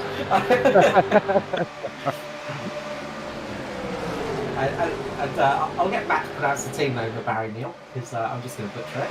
Yeah, I'm not even going to attempt it. Aotearoa Racing. There you go. See, he makes it look easy, but he is. Barry Neal's having a great run up there. Gary Wellman's putting the pressure on though in the 45 Simboy's entry car. The Tasnies are fighting the White Devils at the moment, putting all the pressure on the front, while keeping a great defence behind them. Watch out though, because Justin Winch is getting up there too, as well as Matty Ray. We haven't seen the SRM car up there tonight. We've not seen any SRM colours up the front for a while tonight, but the 83 has got out on track and touch wood, fingers crossed. Looks like computer problems are fixed, and he is up there battling towards the front of the field at the moment. Yeah, it was unfortunate for Matty. He went to delete something and then something else deleted and it wiped a lot of stuff off. So he missed a couple of races this week that I know he really wanted to get out there and get some practice in last night with us for next week. And he's been able to come out tonight and do a bit of a longer stint race. So puts him instead for the next week. Always problematic when the old computers start to play up, and we do not condone or endorse computer failures at Performance e-streaming. Just watching the battle with the Simboys at the moment, they're doing a great job, Priest and Donnelly, just keeping Raymond Jaeger just tucked in behind him. There's been a couple of times where Jaeger could just about fit a Ford Mustang between those two cars, but it would be a very tight fit indeed, and he's just not had the opportunity to jump up into that high line to take advantage and try and break up the alliance between Donnelly and Priest at the moment. They're doing a fantastic job of defending. They're in P4 and P3 and P4 at the moment. They're having a fantastic run. Meanwhile, Gary Wellman has got his nose ahead of Barry Neal, and he's trying to get out in front, trying to get that lead. It's not quite working at the moment. Still, Barry's just able to hold that low line and keep that position. We're seeing Matty Ray get a bit of a run now as well, and that's given him an opportunity to shoot past the Simboys entries. And this could be the Simboys looking to maybe come down pit lane in the very near future. They are getting to that point where they need to make a pit stop. So they will have saved a lot of fuel under pace car conditions, but a few people will want to get down pit lane, get their pit stop done, and see if they can take advantage of that. So I wonder if we're seeing Simboys trying to get to the low line at the moment to get themselves in a spot where they can pull in and get their final stop done. Because they're all trying to get down on that low line at the moment, and that tells me that they're thinking about a pit stop in the near future. Yeah, definitely. We can see him there now, except for Wellman. The others are down there in nose to tail. And realistically, they probably want to come into the pit lane together, so that all three of them come in together so they can get out and work together again. It's a crucial thing to do with the green flag stoppers. Okay, Donnelly just gets a little bit loose there and rubs up towards Kobe Jordan. Kobe Jordan having to just give the brakes a little bit of a nibble and just get himself out of that. And I think Dwayne Priest might have been shuffled down a few spots in that one. He's had to drop right down, so he's lost a heap of positions. That's really changed things up the front. Dwayne Priest coming in pit lane, so he's decided he needs to come in for fuel right now, and that's actually... I wonder if that them being broken up is the reason we're seeing them not all come in together. That's changed things up a little bit there, and that checkup might have really cost them. Yeah, definitely. And one good thing though now, Carl, is we see Adam Malone up there in the front in the P3 at the moment. fighting with Matty Ray for 3 and 4. Absolutely, a few fresh faces working their way up into the top 10. As I said, Cody Jordan back up there. He's gained 28 positions in this race, having a very solid run. Christopher Tomlin up there as well as Craig Roffey. So with a couple of new faces coming into the top 10 and up to the front of the pack, as is the way of pack racing when it gets shuffled around like that, which you would like to see. But as I said, I think it's only a matter of a lap or two until we see everybody darting into pit lane. They're trying to leave it as long as possible here. So just in case that caution flag falls, don't forget there's quite a few cars that have got a little bit more gas in the tank as well. They're going to take it a little bit longer. They won't be able to get to the end on the fuel they've got, but they will be able to get a little bit longer in this stint. And we have seen cautions coming under the pit lane conditions. It's very tricky to get in and out of pit lane in these cars or any car on oval. It's very easy to make a mistake, and we've seen it a few times where those mistakes have happened. So it's always a time when there's a lot more risk of caution flag falling. Yeah, and we can see Justin Witcher now making some great moves, being able to drive up into the second place. Yeah, Witcher using that highline to his advantage and charging his way up to the front now. And he's slotted himself in just in front of Matty Ray. And Randy Yeager's been slotted back in the pack as well. He's fallen down into about P8, P9 position after that little check up towards the front. And that's really changed things up as Justin Witcher now looking to try and take advantage, trying to make a lunge and get at least a lap led here tonight. But he's got to go the long way around that outside lane. Barry can swap lanes, but Justin has got the run. As I say that, he just comes back off that rear quarter of Barry Neal. I'm just wondering how long before we see 3 wide, Carl. Yeah, I was looking a little bit further in the pack, and we almost had that happening, as getting very close to each other back there. A few moments where people were taking a bit of an inhalation of breath, but it looks like Witcher might have got this one done. He might be getting into the lead of this pack, but watch Barry Neal get the run off the corner now. He's got less road to do it, and he keeps the lead of the race for another lap here in the 22. This racing's been some great stuff. Yeah, definitely some great racing right throughout the pack. But the big interest is up here at the front. If Adam Malone will be in pit lane this time by, so look for him to come down pit lane. And all it's going to take though is for one of these guys to touch just or rub the wrong way, and it will be a huge accident between these 6 drivers here. Yeah, as is oval racing, it just takes the minuscule laps of concentration, and you find yourself in the world of pain. We've seen that a few times.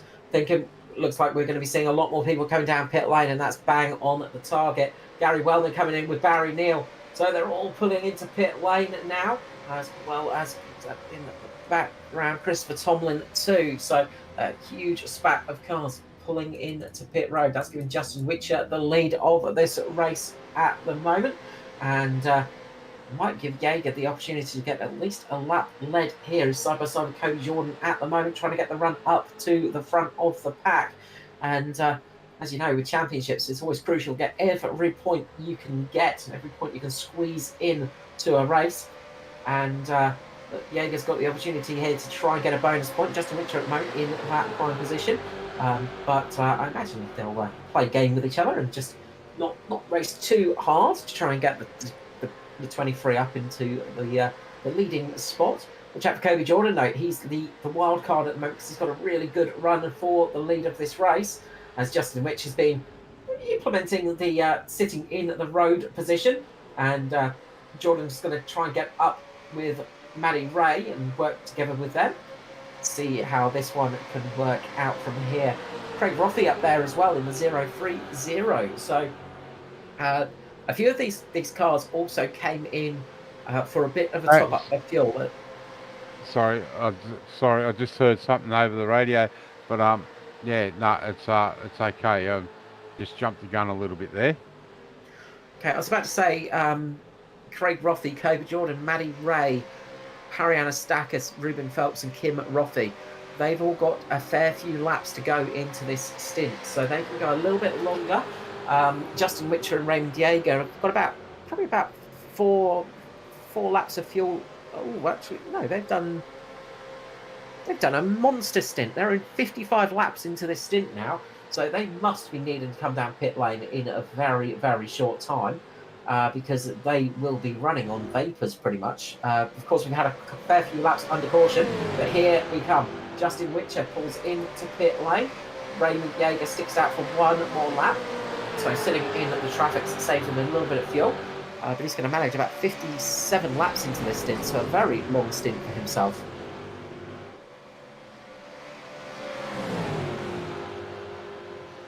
Jager's in this time, right? So we have to see Matty Ray and Kobe Jordan down very soon. Well, they're going to be able to go at least possibly another 5 laps until they need to come in. Surprised to see Craig Rothie coming in this time around as well, because he'll be able to get through pit lane a lot quicker because he's got about 10 or so laps of extra fuel in the tank by the looks of things. So we'll have to see how this one plays out, but that's led Kobe Jordan, Maddie Ray up the front at the moment, leading the race. And so I think we'll probably see them come down pit lane in the next 2 to 4 laps, I'd say. They've gone by this time, so he's counting down. And yep, Kobe's just caught. He's in this lap, so I wonder if Matty Ray will follow him down and covering him. Yep, Matty Ray's in this one. So they're going to be pitting together. And no, Matty's just caught. He's going to go another one. Okay, so keeping out a little bit longer. So as I said, they have a little bit more fuel in tank. They can just take advantage of this one and see what they can do. So there's a lot of different strategies going on at the moment throughout the field, and we'll have to wait for everybody to stroll through pit lane before we can get a full idea of what positions everybody is in. But at the moment, it's looking good for Adam Malone. Adam Malone currently in P6, the first of those cars to take a stop. He's looking like he might have the effective lead of the race once everybody has done their cycle through pit lane. But until that point, it's going to be Kim Rothie in the lead of the race in the 099 Road Supersports entry. So Kim Rothie will get the bonus point, get a lap lead, and get a chance here as well. And actually, Jai Schultz is... Yeah, I was just going to say, mate, Jai Schultz has snuck up under the radar, and I think he will take over the lead of the race once Kim comes in. Absolutely, and one of those odd things for Jai, he's just done a bit of an off strategy. He's done something different, and he's worked his way up there nicely. So Kate Donnelly is just fighting it out with Jai at the moment, and this is the battle for the Craig Rothie up the front. Craig Rothie is going to be leading here, so this is the pack that's going to be the fighting for the front. So it's really changed things up. Barry Neal's dropped down to about P10. So there's been a big shuffle as the strategies have unfolded here. And what did I say about strategies? I love them. I love pit strategies, where I think it's going to change the course of a race, because this race has changed completely now, because we've got a lot of new faces up the front. But watch out for Barry Neal. He's had some really good pace in that car. Definitely has. Oh, as I think that was Jamie Curvis I saw in the background going in the wrong direction, as he's been tagged by the looks of things. Oh, there's been contact between Paul Drady and Gary Wellman, and that's caused Jamie Curvis to have to take avoiding action. Once he's come back on, he's got tagged around. And that is the night very much ruined for Jamie Nankervis down there.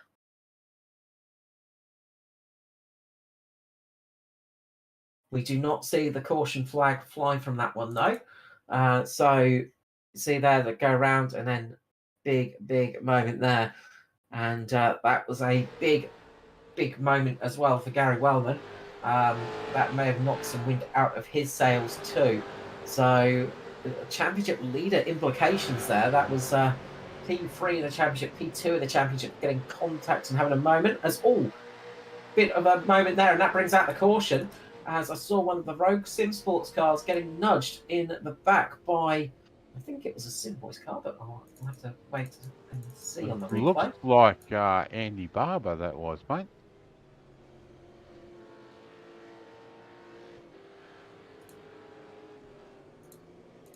No, it was somebody else that got tagged around.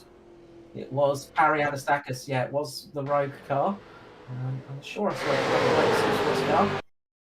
And contact between himself and Paul Drady.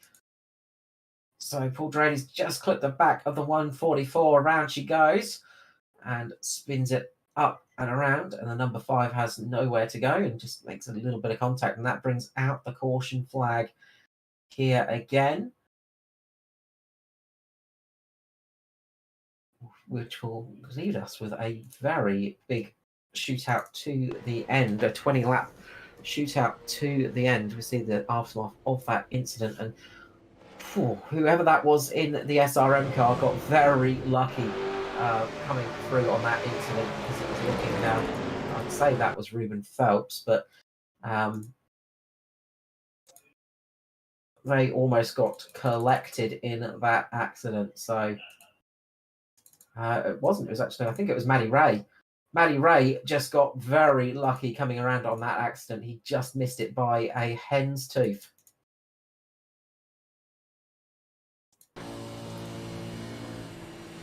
See on board here, you can't see anything going on. You can't see an incident happening in front of you.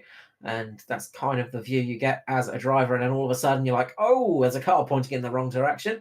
He just lifts off a little bit, gets the car turned up, releases the wheel a little bit, just lets the wheel slide through his hand and just avoids that accident. Very lucky to get through that one.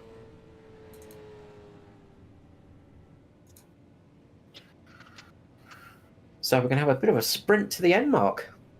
Yeah, definitely. Just trying to see if any of these guys will come down pit road, but they shouldn't have to. No, I don't think anybody's going to need fuel from here, so I think everybody's safe, other than cars that want to just get a few repairs done. I don't see anybody popping down to do anything other than that, really. I think it's pretty safe to say they're all set towards the end of this race and ready to get the car to the checkered flag now. It's around lap 145 of the Carolina Classic here for the Australasian Supercar eSeries, of course, brought to you by my private sellers here on Performance eStreaming. Just looking back there in the Greg Spence there, that car is the very second hand, slightly used, only used on the weekends. Yeah, it's going to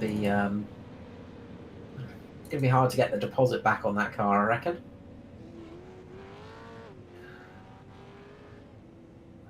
Maybe it's the fastback. It's the new Super Slick version of the car. I was just going to say, and there goes the sister car of Nigel, and it looks very different. That's a very different looking cars indeed. Yeah, it's but look, hats off to Greg. He's been able to keep that thing going. Excuse me. Down in 23rd place and only a lap down. You think with that much damage on that car, he would have been a lot further down and a lot more laps down. so it's had a really good run in the short tail, this Pinnacle car. and he's been keeping it in a good spot. And it just goes to show you can absolutely keep things going in these cars. You know, it is one of the big things about oval racing is, you know, your night is not over until you've taken behind the pit wall, essentially. Yeah.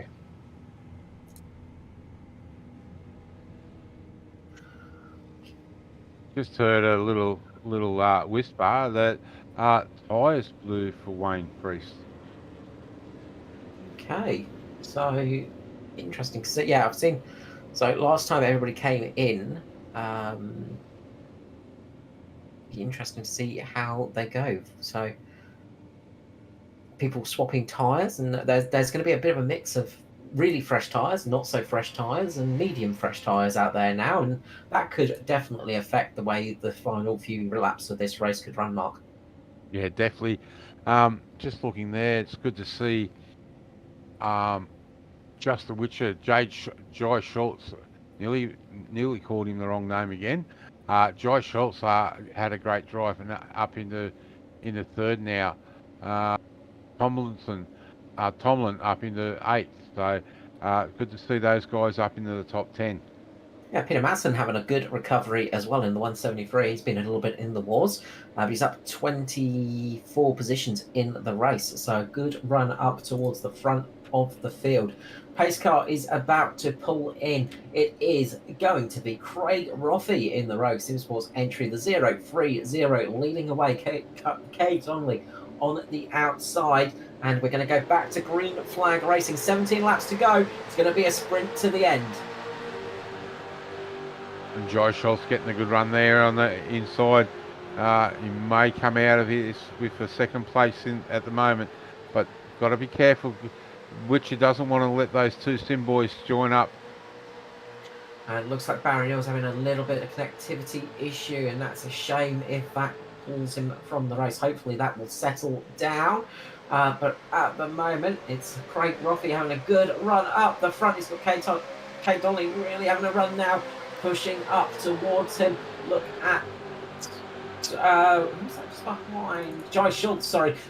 Running a different paint job tonight, throwing me completely out. But he is having a good run up towards the back of Roffey as well. It's going to get very, very aggressive, I think, in the next 15 laps.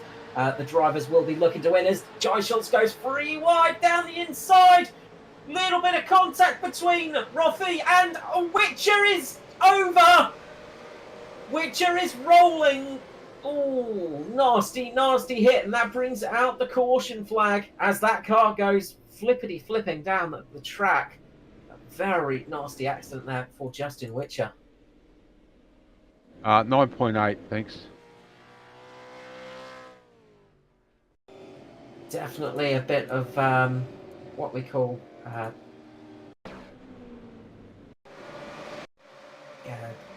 definitely a bit of netcode involved in that one between Roffey and Witcher, because that's what happened. Jai Schultz comes down and the inside goes to free wide, and then all of a sudden you'll see there the netcode hitting, and that flings Witcher up. He tries to hold it, and doesn't quite make it. Raymond Jaeger gets very lucky in that accident. He was sideways for a couple of moments there. You can see it there on the screen now. He was fully sideways, and there's Justin Witcher flying through the air and almost going over, almost catches it. And then he's going to get collected by somebody else here, I believe. And I did not see who that was initially. And I've tried to avoid it, gone up the wrong way. And boom, that is that. The 153 there of Robert Anderson, who's had a great race up until now, and up until he got caught out, and we saw him having a big slide across the barriers as well. But he catches Justin Witcher there. Jinx right when it should have been left, but an easy mistake to make when you're traveling over 200 kilometers per hour. But that's Justin Witcher going to be rolling out of this race. Yeah, unfortunate for Justin because he's had a great race up until then. So it's It's just trying to see where Matty Raymond's ended up. Matty Raymond is at P7. P7. So Gary Willman. So Gary and so first and second in the championship are locked together side by side on this restart, Carl. A lot to play for there, and look, it could still come down to an incident or something like that to decide the championship. But if it finished as it did, it's looking very good for Raymond Jaeger in the championship standings. So still quite a few laps to go, but we'll find out how this one runs to the end after a big accident there. But hopefully everybody's okay and no fingers were lost in that wreckage. It's going to be Cade Donnelly who's going to be in the lead of the pack with Jai Schultz on the outside. Craig Roffey, Dwayne Preece, Peter Matson, Barry Neal, Maddie Ray, Andy Barber, Nigel Patton, Raymond Jaeger, Adam Malone. Where's Gary Wellman gone? He's down in 11th. Yeah. So he's fallen down the order a bit there. Quite a bit of damage on that car as well.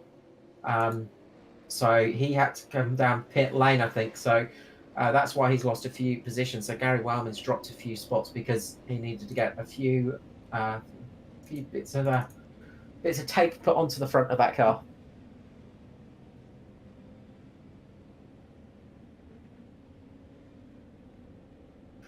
Okie dokie. So, won't be long until the pace car lights go out and we will be running to the end. We'll be having an 11-lap shootout for the end of the race, the end of the season as well, of course. And if you want to catch all of the important decisions and find out who won the stages tonight, make sure to head over to the Australasian Supercar eSeries Facebook page to catch the stream after the race to find out all the decisions, also the championship points full allocation, so you can get the full reaction and full knowledge of who exactly won the championship in an official stat. But we will try and bring you try and work it out our best we can as well at the end of the race.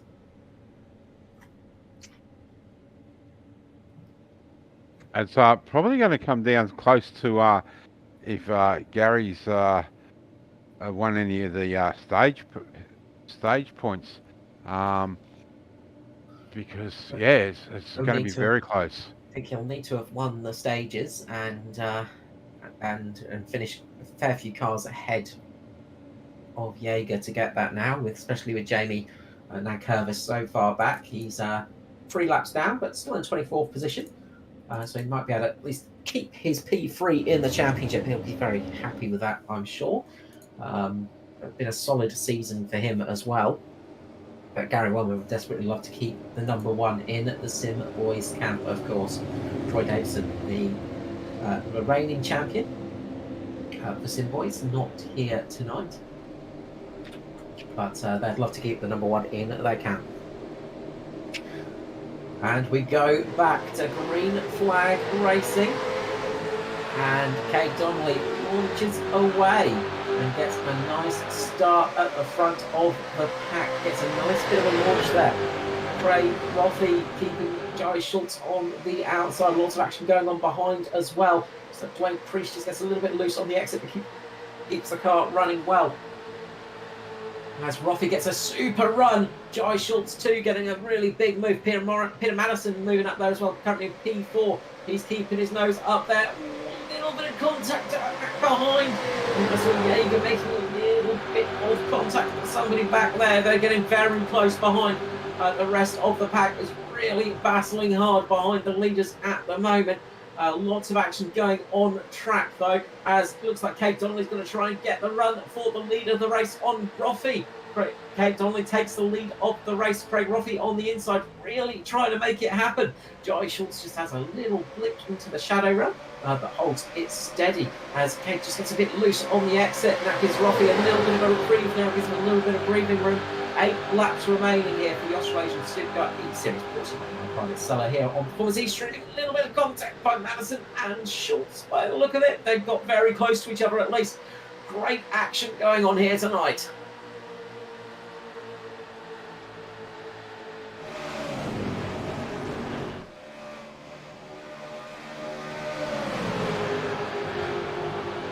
So it is a battle, and 8 laps will turn into 7 laps remaining.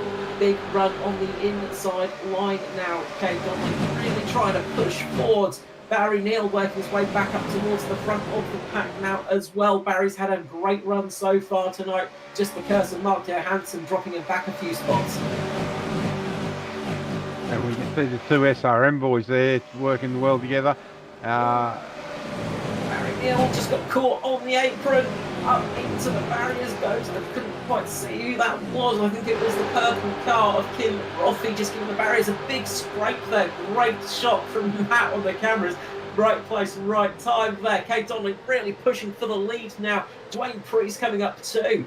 Barry Neal is popping into pit lane, so Barry Neal's been caught by something, and that's a big shame for him. It looks like he's got a drive-through actually. So not what Barry Neal would have wanted after a great run up the front of the pack. Is Kate Donnelly and Craig Roffey now battling it out for the lead of the race. Watch out for Joe Schultz, who can have a really good run. Dwayne Priest and 777 has been threatening for a win all year. Could this be his opportunity? Peter Madison having a good run as all somebody's loose in the background as the caution flag flies.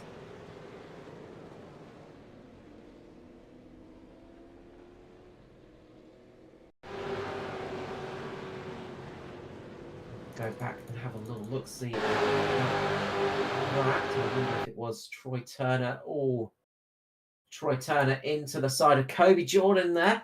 Kobe doing a fantastic drift job, sliding across the track and keeping that car pointing in the right direction. But unfortunately, Troy Turner just brings out the caution flag.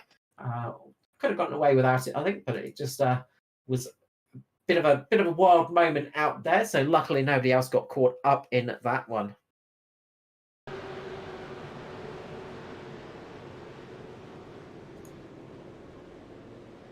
Ooh. Lots of action going on there, so take a bit of a breath and reset ourselves for another restart.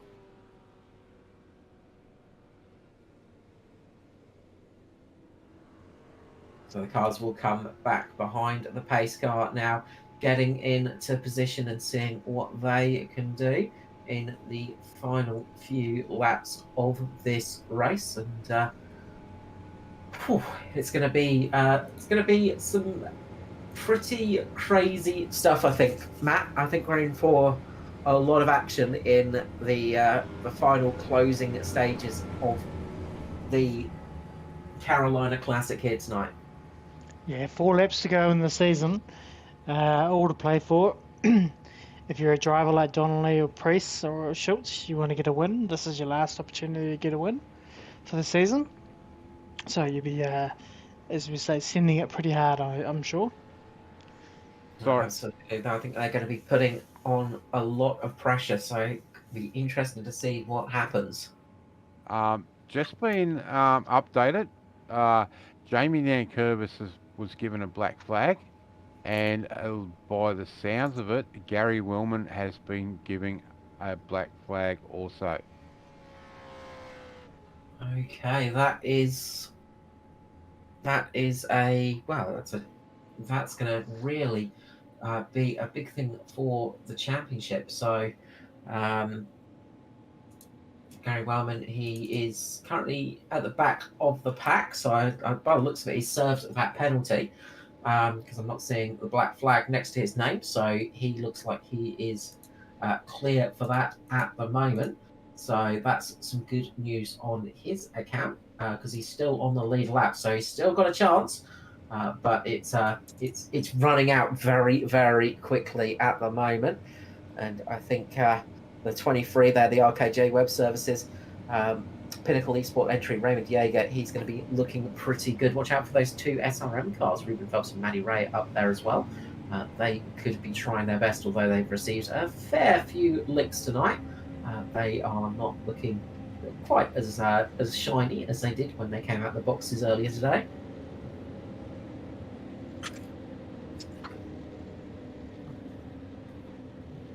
It looks like Jamie Nankervis has actually been DQ'd because not seeing him on the results list anywhere at the moment. So it's not a good thing for Jamie.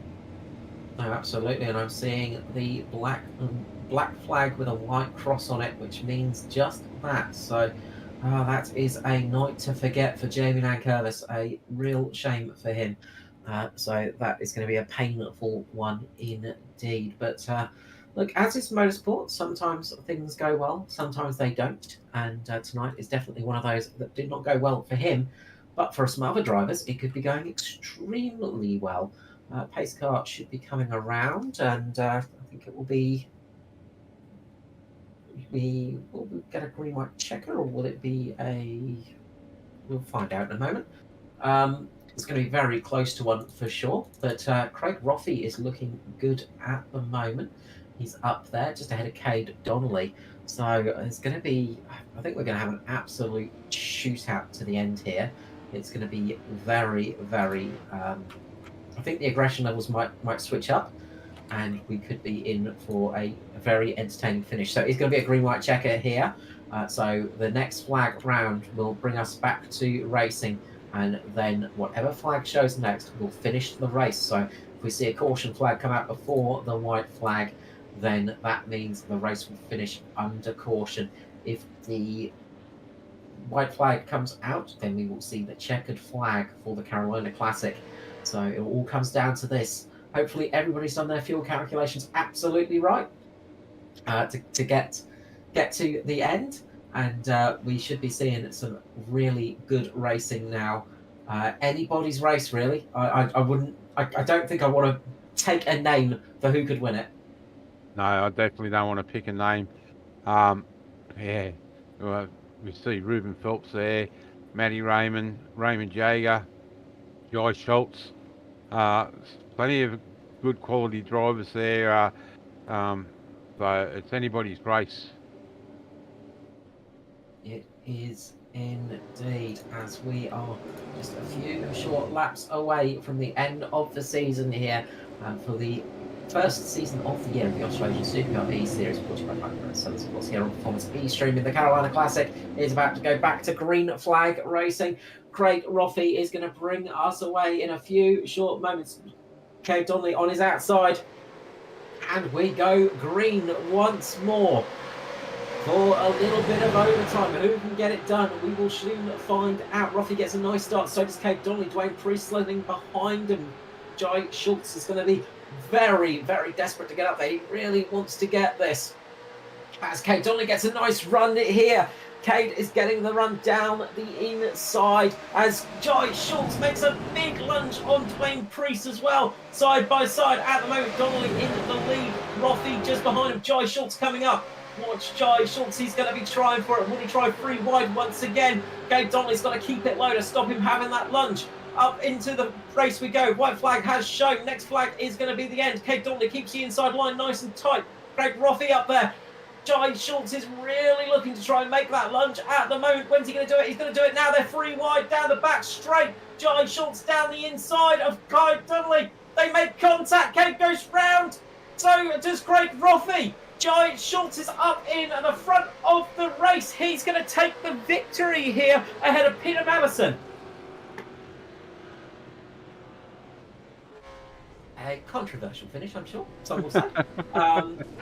Just a little bit of contact just sends the car around, and just waiting for the timing to update itself, because it's having a little bit of a moment here. Is it taking a bit of a breather? It looks like Ruben Phelps has managed to come home in P3 after getting a bit of a disastrous race, getting quite a lot of action. As we'll go back and digest the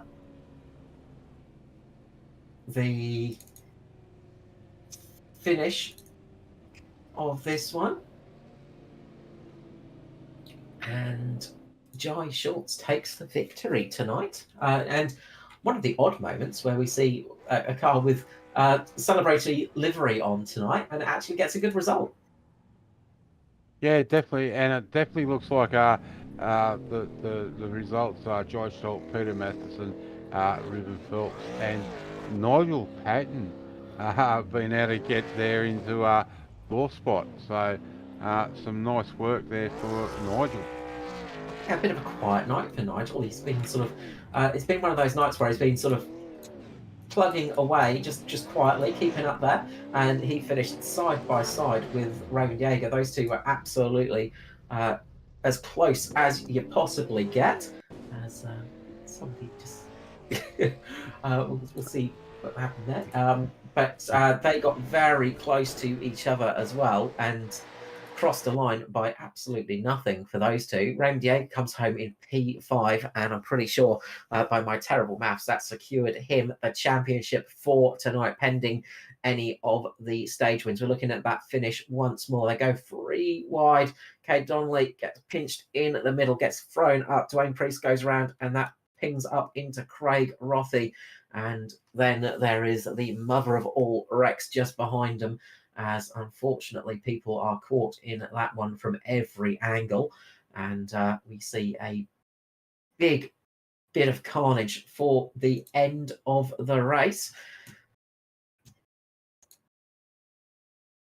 But yeah, another exciting finish for the Australasian Supercar eSeries here. Let's run through the results. Of course, as I say, make sure to head over to the Australasian Supercar eSeries Facebook page to get all the stewards' decisions and find out those stage winners as well from the Carolina Classic tonight. It's Jai Schultz coming home in P1 tonight, with Peter Madison doing a great job. 28 positions gained in this race, up into P2. Biggest mover of the race, Peter Madison. Ruben Phelps comes home P3 after a night of ups and downs. Nigel Patton brings it home in P4, with Raymond Jaeger getting P5, and looks like he secured a championship.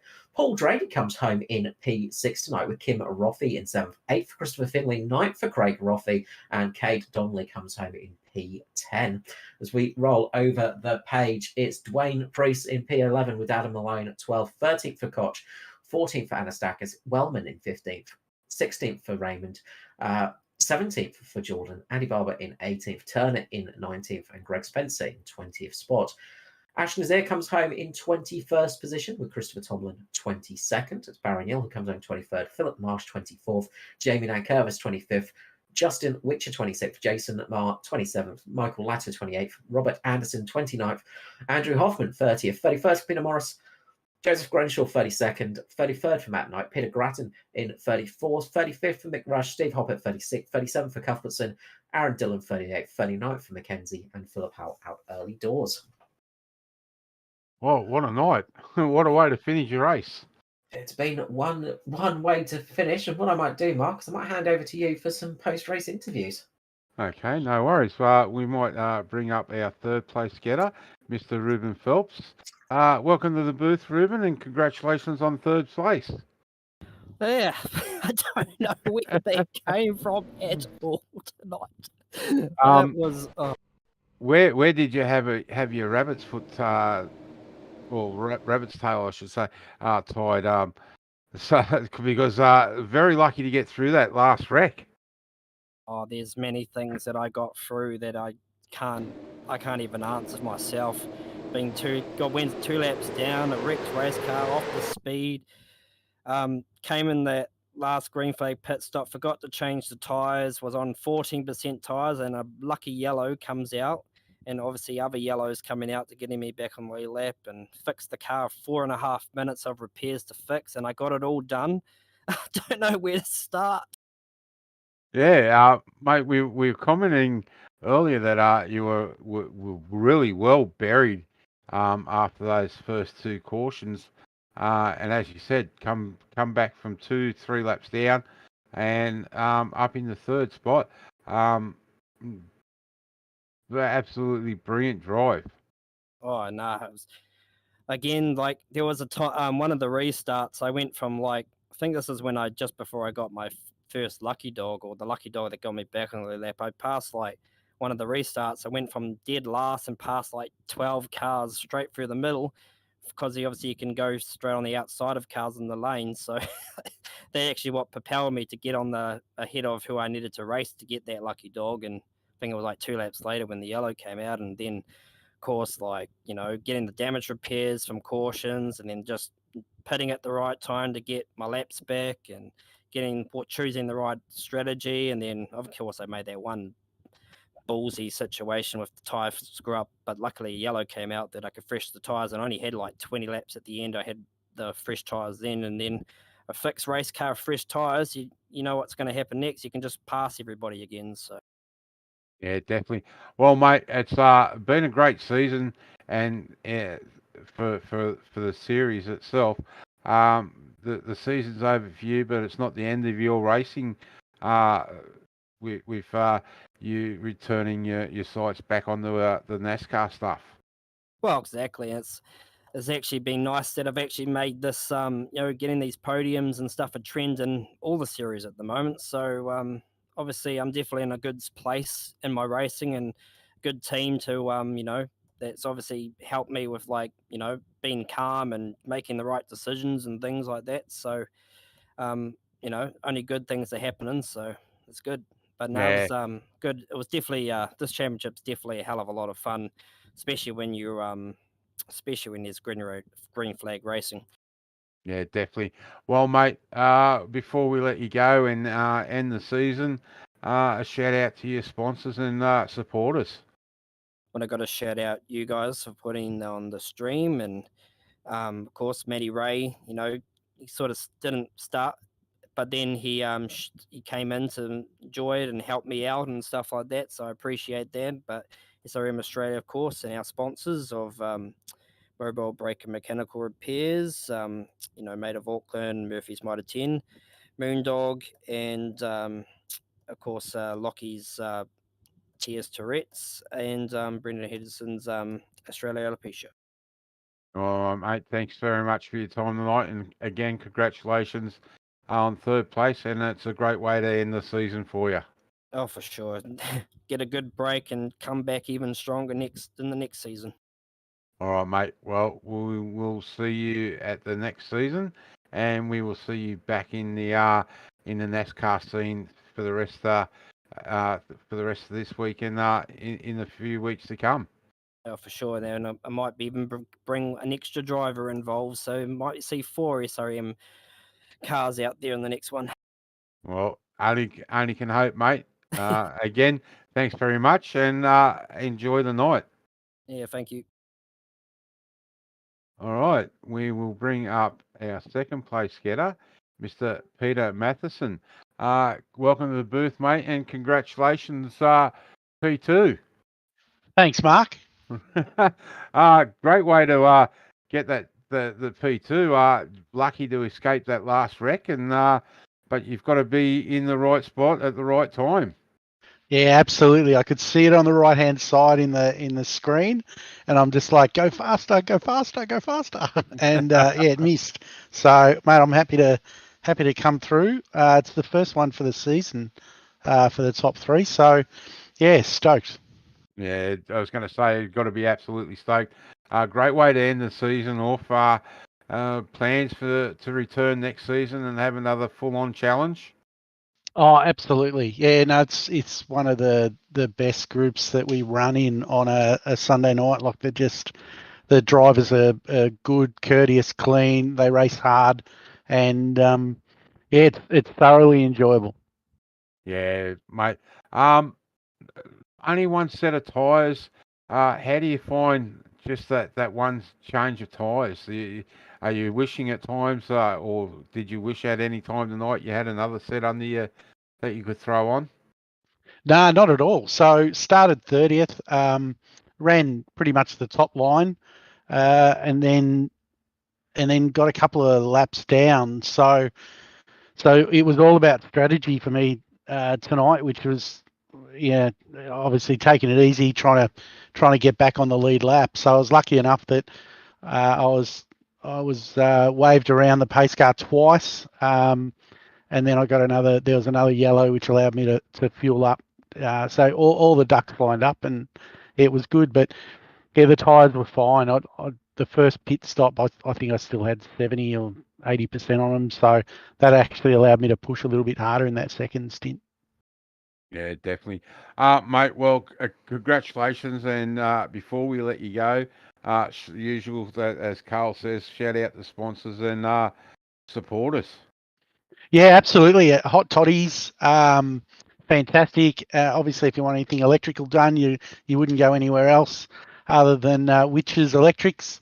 My Private Sellers, if you ever want to drink, that's obviously the place to order your stock from. Who else we got? United Electrical Solutions and RK J Web Services. Is that right? Yep, that's it. So yeah, we could look. The event wouldn't be what it was without those guys supporting it and yourselves from a broadcast point of view. So yeah, no, it makes it what it is. Yeah, definitely. Well, mate, again, congratulations on the second place. And we look forward to seeing you back next for season 2 of 2023. No worries. Thanks, Mark. Really appreciate it. No worries, mate. Enjoy the night. Thanks. So, I can't get rid of you. So, only thing left to do is bring up Mr. Ajoy Schultz. And I know I got it right because I made sure you wouldn't go crook on me. And the race winner. Congratulations, mate, and welcome to the booth. Cheers, boys. You've got to be happy with the race win tonight. Some tough challenges through the night. Yeah, it was a bit up and down, and got really caught out by that caution under the long green flag run under that first pit cycle. So bit of a work back, but got back in a position to contend at the end. Yeah, definitely. Mate, some good racing right throughout this season for you, and some unlucky racing. But this one has got to be close to the top of the list for the season highlights. Yeah, this the biggest best thing to take out of tonight really is just the special livery support, or showing appreciation, and with one of the team bosses, Luke Crum, and his wife Claire for their 7th wedding anniversary. So to get the win with that kind of special livery on the car is makes it a bit better. Yeah, definitely is. Some would say you don't get that long for life, but no, it's always good when you can see a couple last as long as they are. And let's hope there's another 47 years in their marriage for them. So yeah, mate. Just to let you have a shout out to sponsors and supporters, and I know there's you got one fan sitting up there, Sarah. Always here every week supporting the inside line guys and yourself. Yeah, just quick shout out to Inside Lane Sim Sports and LCR Esports, JT8 Signs, J-Tune Automotive, HM Mechanical, Staunch Bull Bars, Matt Car Care, New Holland Construction, On Track Ag, Chops Remote Tech Support, and JDF and Monster Wheels. Yeah, well, mate, congratulations on the race win tonight. We'll let you go and enjoy it, and hope to see you back here for season 2 of 2023 in the Australasian Super eSeries. Cheers, boys. Thanks for the broadcast as well. No worries, mate. Congratulations again. Well, there you have it, Carl and Matt. Another great way to end the race, and full of action. Absolutely. The action is never far off, is it? It keeps us on our toes and keeps us uses up a fair bit of voice as well. So it's always handy having you in the box, Mark, so I can get a bit of the old oxygen down the throat after a finish like that. Of course. I was going to say, mate, I told you to start sucking on those honey lemon lozenges an hour before the race. I've actually just run out, so that's why I had to stop. I ran out of my lozenges. But a great run tonight. Of course, head over to the Australasian Supercar eSeries page on Facebook to catch all of the action from the stewarding, and also find out the stage victors and the full championship standings as well for round number 5 of season number 5 of the Australasian Supercar eSeries. It's, of course, season 1 of 2023, and we've got 2 more to come after this. So if you've enjoyed this action, make sure to head back to us on Sunday nights in the near future. Of course, we're going to have a little bit of a break after the Carolina Classic. We're going to have a few nights off, a little bit of a time to relax and see some loved ones. But we will be back very, very shortly in a few short weeks for more Australasian Supercar eSeries action here on Performance eStreaming, of course. And we will be back for the next season as well. We're looking forward to bringing you that one. As it stands, it looks like Raymond Jaeger may be our champion for this round.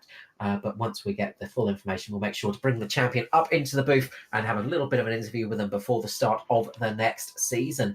So I guess for tonight, we really need to wrap up. So a big thank you to Mr. Mark Johansson for doing all of his hard work and joining us in the booth. And of course, Matty Hunter for doing even more hard work, doing all the camera work and bringing us these beautiful images tonight. And the team here for Performance eStreaming wish you a very good night. And as I say, usual thing, make sure to hit the subscribe button to catch all the action coming up in the next week or so. And we will see you back soon. Thank you very much for joining us tonight. And from all of us, we'll wish you a very good night.